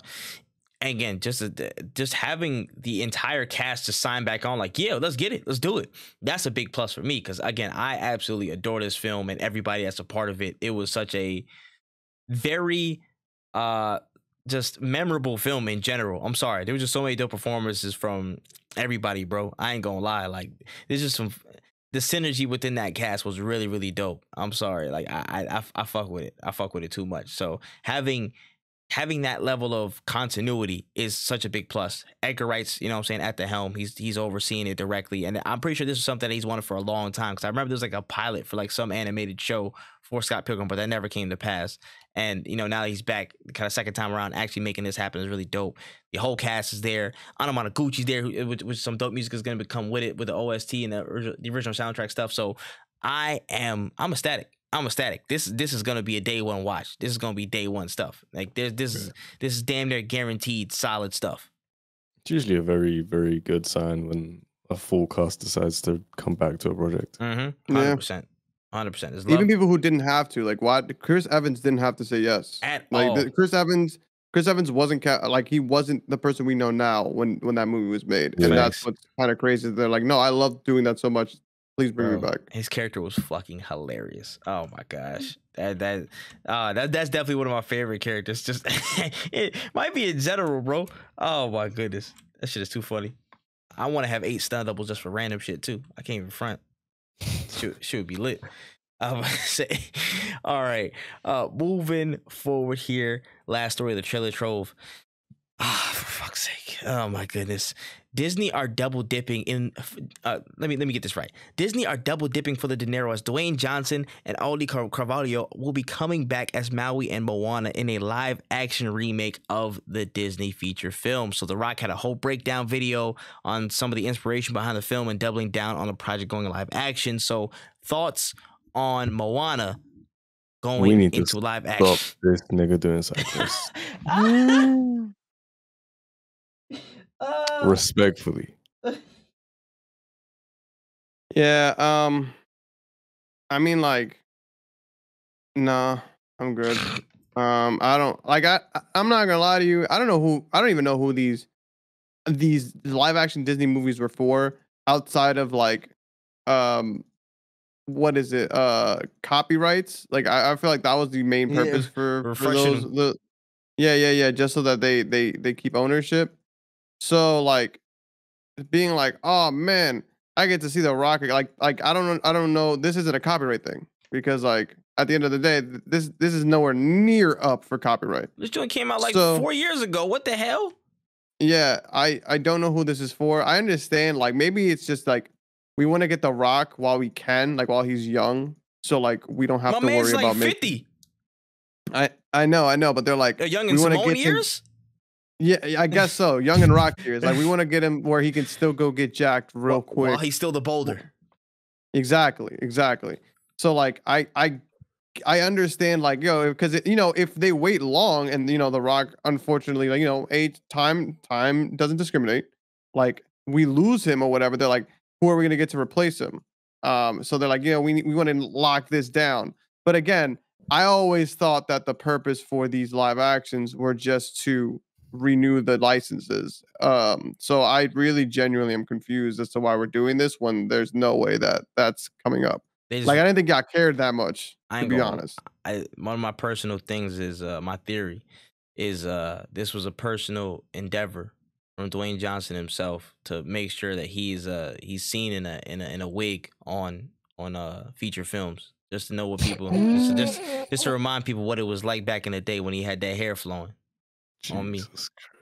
I really feel like it's that time, bro. No disrespect to my guy, but like, he's like, I need to relive them glory days real quick. I need to let you know. You know what I'm saying? He was cooking with some hair, bro. He's trying to let you know. But but yeah, bro, we don't need this. Yeah, we don't want to see this. I'm sorry. The live action remakification of so many films, so many different things it's a pain in the ass. I can't even lie. There's a lot of legwork to get back around to all this stuff. And I'm just like, it's like we're cutting the time in half every year of what's a remake. You're gonna see that new movie Elementals is gonna have a remake from Disney in about a year's time. As soon as that joint releases, it's gonna have a live action remake ready to go, cock loaded. Like it's getting very annoying at this point, bro. Like I just want something new. I want some fresh stuff, bro. I want some fresh stuff. I know The Rock is not the person to be asking for fresh IPs or fresh movies because he's gonna wear the same damn shirt in like half of them, but I just want something fresh. That's just my gripe. That's all I'm saying.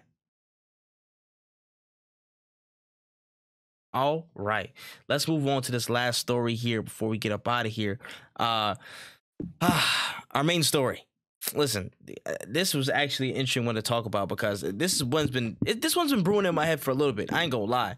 Just kind of thinking about how quiet things have been, and not even just quiet, just bad. Things have been getting from bad to worse a little bit in the space, but we got to address the unfortunate downturn that we're seeing with the Western esports scene. A lot of developments have been going down over the past few weeks, contributing to some worrying signs on the industry, frankly. First and foremost, we saw the TSM scale back. TSM was just reportedly looking to scale back all their esports presence in a few areas, namely Apex, Valorant, and Fortnite, and they could potentially sell their LCS, their League Champ Series slot after an exodus of employees and a scaled down operation. So they downsized, and they might be looking to shop around to see what they can sell off of their own assets. FaZe Clan lost like 53 million in revenue. They reported 53 million in losses despite increased revenue over last year. So a huge hit to their stocks and everything like that. And just this past week, I think probably yesterday, CLG, aka Counterlogic Gaming, they just sold their entire esports brand. They have a whole like wave of company-wide layoffs coming, a bunch of changes on the way. They're probably going to sell their entire roster and LCS slot. Like stuff is going on for esports org that isn't really good. There's a lot of downturn, backtracking, downsizing, especially with the economy, and it just feels like it's not the boom that people many have come to expect of esports in America, North America, and stuff. So, how are you guys feeling about the current situation of Western esports right now? I just feel like that's what happens when you give money to people that don't know how to use it effectively. How about to say, what you mean by that? Like, I hear a lot of stories about how these esports orgs are just spending way too much in the wrong areas. Like, there's no strategy. They're just kind of spending, doing cool shit. Cool shit happens, cool shit dies down. And it's just rinse and repeat. There's no like actual strategy to how they're gonna retain. They're just spending. No, I see it. I get it. It kind of becomes the question of like, you guys are amassing this wealth. What are you going to do with it? And it's pretty evident because I feel like every year we hear about either massive layoffs, like hearing these people closing down, like shuttering their doors. You gotta kind of have to wonder like, what are you guys doing on that end, or is this even feasible? Like, is this sustainable? Mm. No. I've talked with a few people about this for a good minute now, and I've thought about this for a long while now. And I'm like, yo, why isn't esports as big as it should be right now? Honestly, because I'm like, yo, all this, yeah, they should be booming, to be real. Like when you look at Eastern esports as a direct comparison, you see like, like countries like Thailand, like South Korea, like they're getting behind their esports. They have whole arenas built up. You know what I'm saying? They have a huge cultural acceptance of it. And again, a lot of it could come down to just the cultural just the cultural differences between, Eastern world and Western world, where Western people probably don't see video games as a sport, as an esport, as certain things as an esport. So there might be a little bit more skepticism behind it. But I don't think that's the majority of the reasons. Probably like a smaller percentage if you ask me, because there was enough of investors. You saw Shaq put money into FaZe Clan or whatever the hell it is. You see hella people investing money into these organizations after the whole franchising system went up, and some companies went public, some went whatever. But I think there's a few things that went wrong. One, the misguided focus of a lot of these organizations, and a lot of these esports orgs put their money on content creators, and I understand you need exposure and you need something for your brand, but the skew and imbalance between that, like I know more about, I said this to somebody the other day, the only thing I know about Complexity right now is that Tim the Tap Man is either a partial owner, or he has some stake in that. I know nothing about who is the players, what really games y'all really operate and dominate in or whatever. Like the actual access to the sport and the actual visibility of the sport and the players and the teams that are there. The reason why, I'd say one of the main reasons why those organizations even exist are veiled. It feels veiled, honestly. It feels disjointed. It feels like the afterthought. And I think it was FaZe, I forgot which FaZe person it was, but he spoke on it the other day. It was like, yo, it's crazy like how all these other like celebrities and whatnot are getting recruited to FaZe, and they're getting paid all these big money to say that, oh, they got the FaZe shirt and the FaZe chain on, and they don't really do anything. They don't really contribute. They might give a short-term little buzz, but nothing is long-lasting. And at the end of the day, you just lost money on somebody who doesn't really care about advancing the organization forward. And there's just so many problems that sprout. Again, from a surface level, it's just people making stupid decisions. You know what I'm saying? Like, again, you give too much credence and weight on the content creators and the celebrities instead of actually fostering more traction around the players and the system and the game itself. You know what I'm saying? That comes down to an organizational issue. That's them. And also, by an extension, some of these people they just make stupid decisions. Like there was like all the people who got like, suspended, did some wild stuff, said some slurs and all that stuff online, got their stuff like canceled immediately. Like there's a bunch of them idiots who are operating in those organizations to this day. You know what I'm saying? And that's already going to be a knock to credibility. That's going to be a knock to success for your organization. And beyond that, I feel like it's just a systemic issue of you don't know how to connect to the game that you're playing, or at least it feels disjointed, or it's not organic enough to grow. Like we talked about this the other day with the premier mode system, that premier system for Valorant, right, Kai? I'm about to say that introduces an organic pipeline to where the Valorant community, the Valorant developers can easily see who's winning, who's not, who's that, who's this, and they can go right into their announcement process as they have the facilities around the entire event. They have the facilities around all these weekend leagues. They have the facilities to foster all of this stuff from the beginning of a season all the way to grand championships, and they can start to build an environment where everybody can see what teams are doing, who's emerging, who's this and who's that. And from there, everybody crowds around that. It's a tighter knit, more organic system that's going to be easier for people to see what's happening, see who's growing, see who's going to be the hot new team or person or player, and act from there. The base of the game, that foundation is starting to really get set for Valorant, especially in a lot of other areas. And I feel like for other esports where they are more, I guess, more prominent in North America, it's not the case. You know what I'm saying? You got to buy slots to be in a league. You have to buy slot to be in there instead of having a natural competition or something. You know what I'm saying? Buy everything just to exist. It's such a buy-in game just to get in there. And I feel like that's already a natural inhibitor to people wanting to get involved and watch your stuff. Because again, most of the people who start to see and support an esports scene are the players themselves. You know what I'm saying? Like, there's people who just get on the game and see, oh, this tournament's happening because you posted an alert inside the game. Let's go watch it. Most of the people who like Apex, the global series, most of them are players themselves, and they just want to see them play at the highest level. So, you know what I'm saying? It just feels like, it feels disjointed. It feels disjointed to me when you guys went to the franchising system, for one, and two, it just wasn't enough exposure and enough of a pipeline for players to get showcased. And I feel like that adds to a terrible foundation for esports. If nobody's going to be able to be seen who's playing these games week in, week out, how the hell is this going to grow if we never see you? We see the people who like pop in like once every like 6 months. We see like, you know what I'm saying, the Lil Yachty's and the Snoop Dogs. No disrespect to them, because, you know what I'm saying, they do what they do. But in the sense of, you know what I'm saying, gaming, like I like some of the Yachty songs. I think his last album was dope. But what does this nigga know about esports week in, week out? What is the basis?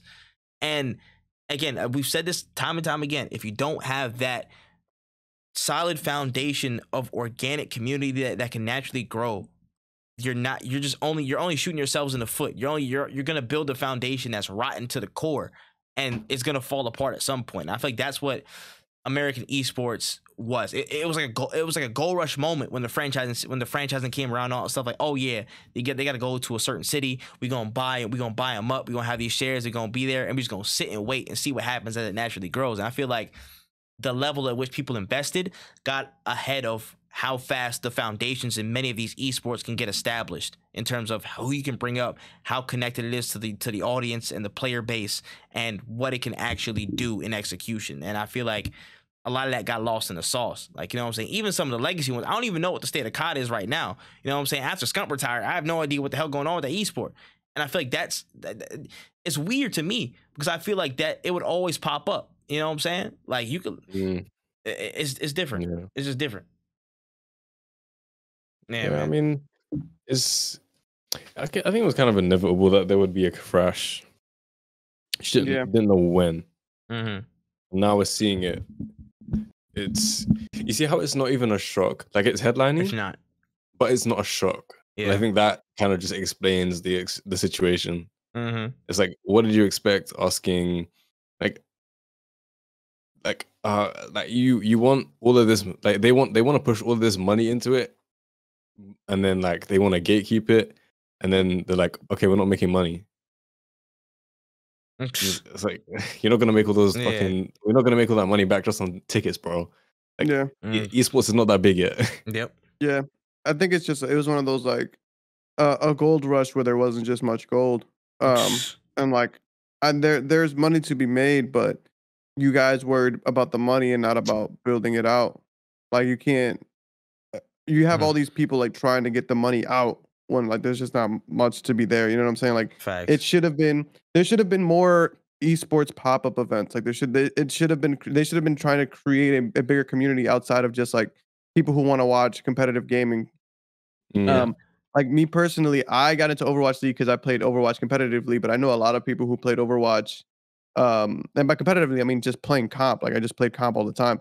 I know a lot of people who played comp all the time who never seen one game of Overwatch League. And why is that? Because there's really no reason for you to, like, it almost feels disconnected in a sense. And it wasn't until like I'll open up League right now and they'll be like, yo, LCS finals are happening. Or like, if you watch LCS, you get in-game shit. And it's things like that really started making me watch LCS. And now I'm actually an avid fan. Like, I watch it all the time, to the point where I'm starting to, not only am I watching LCS, but I'm going to start looking into LCK and like LES, which are like different regions of League competitive. Just because I'm enjoying watching pros play at this level. And I didn't know I was going to get into it like this. I've been playing League for on and off for years. And it wasn't until like, I want to say a year ago that I started actually watching it consistently.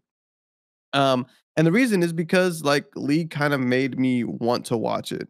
And back when you could get tokens for watching Overwatch stuff, that's when I started watching Overwatch more competitively. But it just kind of like, not many people are doing it the right way. And it's kind of sad because esports we could be watching esports right now at the barbershop. maybe not. Maybe I'm exaggerating. That's a little bit. That's exaggerating a little bit. But what I'm saying is that like I remember being I used to work as a bartender at a movie theater, and I remember putting on Overwatch League because it was on ESPN, the finals, and people were like, I had a couple people stop by and watch it, and I'm like, man, this is sick, but it like deteriorated. Like it kind of just went away. It didn't matter anymore, and it's sad to see. Yeah. 100% sad to see. And it's like, will it change the ways? Will it somehow rebound? I hope so. But 100% it will. It's destined to do well. Yeah, but it's just you need the like, right format in people place. need to make the mistakes. That's the kind of stage right now where people are just making the mistakes. Yeah, I agree. Yeah, I 100% agree. But yeah, time will tell how fast it rebounds. But for now, definitely hitting a little bit of a wall in terms of esports and what we're seeing. All right. With that being said, that's all the notes I got on the show today for episode 62 of No Cooldown Podcast, man. Any news that we might have missed? Anything that we ain't cover? I do not think so. Yeah, no, not anything pressing, no. Shout out to that bitch ass nigga Donald Trump in jail. Shout out to my mans. 34 counts. Count them up. The truth. Oh, man. That's too funny. Oh, shoot. Almost forgot. The GOAT trailer, bro. Barbie, the movie's coming through in July. Bro, y'all get y'all tickets, man. Real niggas watching Barbie. Deadass. You're wasting my time. Shoot. That's too funny. That's killing me. All right, man. For episode, bro went from fucking, was it 6 rings to doing dancing? Hey, man. Hey, listen. Leave him be. Maybe if I'm not gonna lie, I'm gonna go watch that shit before you guys. Oh, wow. Wow. Thanks for rubbing that in. Wow. Thanks for the unnecessary flex. Appreciate that, How the bro. projector crashes, bro. Dead ass, bro. I hope there's a tube strike, nigga. Bro, I'm in London. I will just walk that shit, bro. Listen. I don't care if it takes me a couple hours. Listen, I'm about to say, watch. There's gonna be the wrong group on strike, and your ass is gonna be grass, boy. You gonna have a tough time getting across the bridge in this bitch.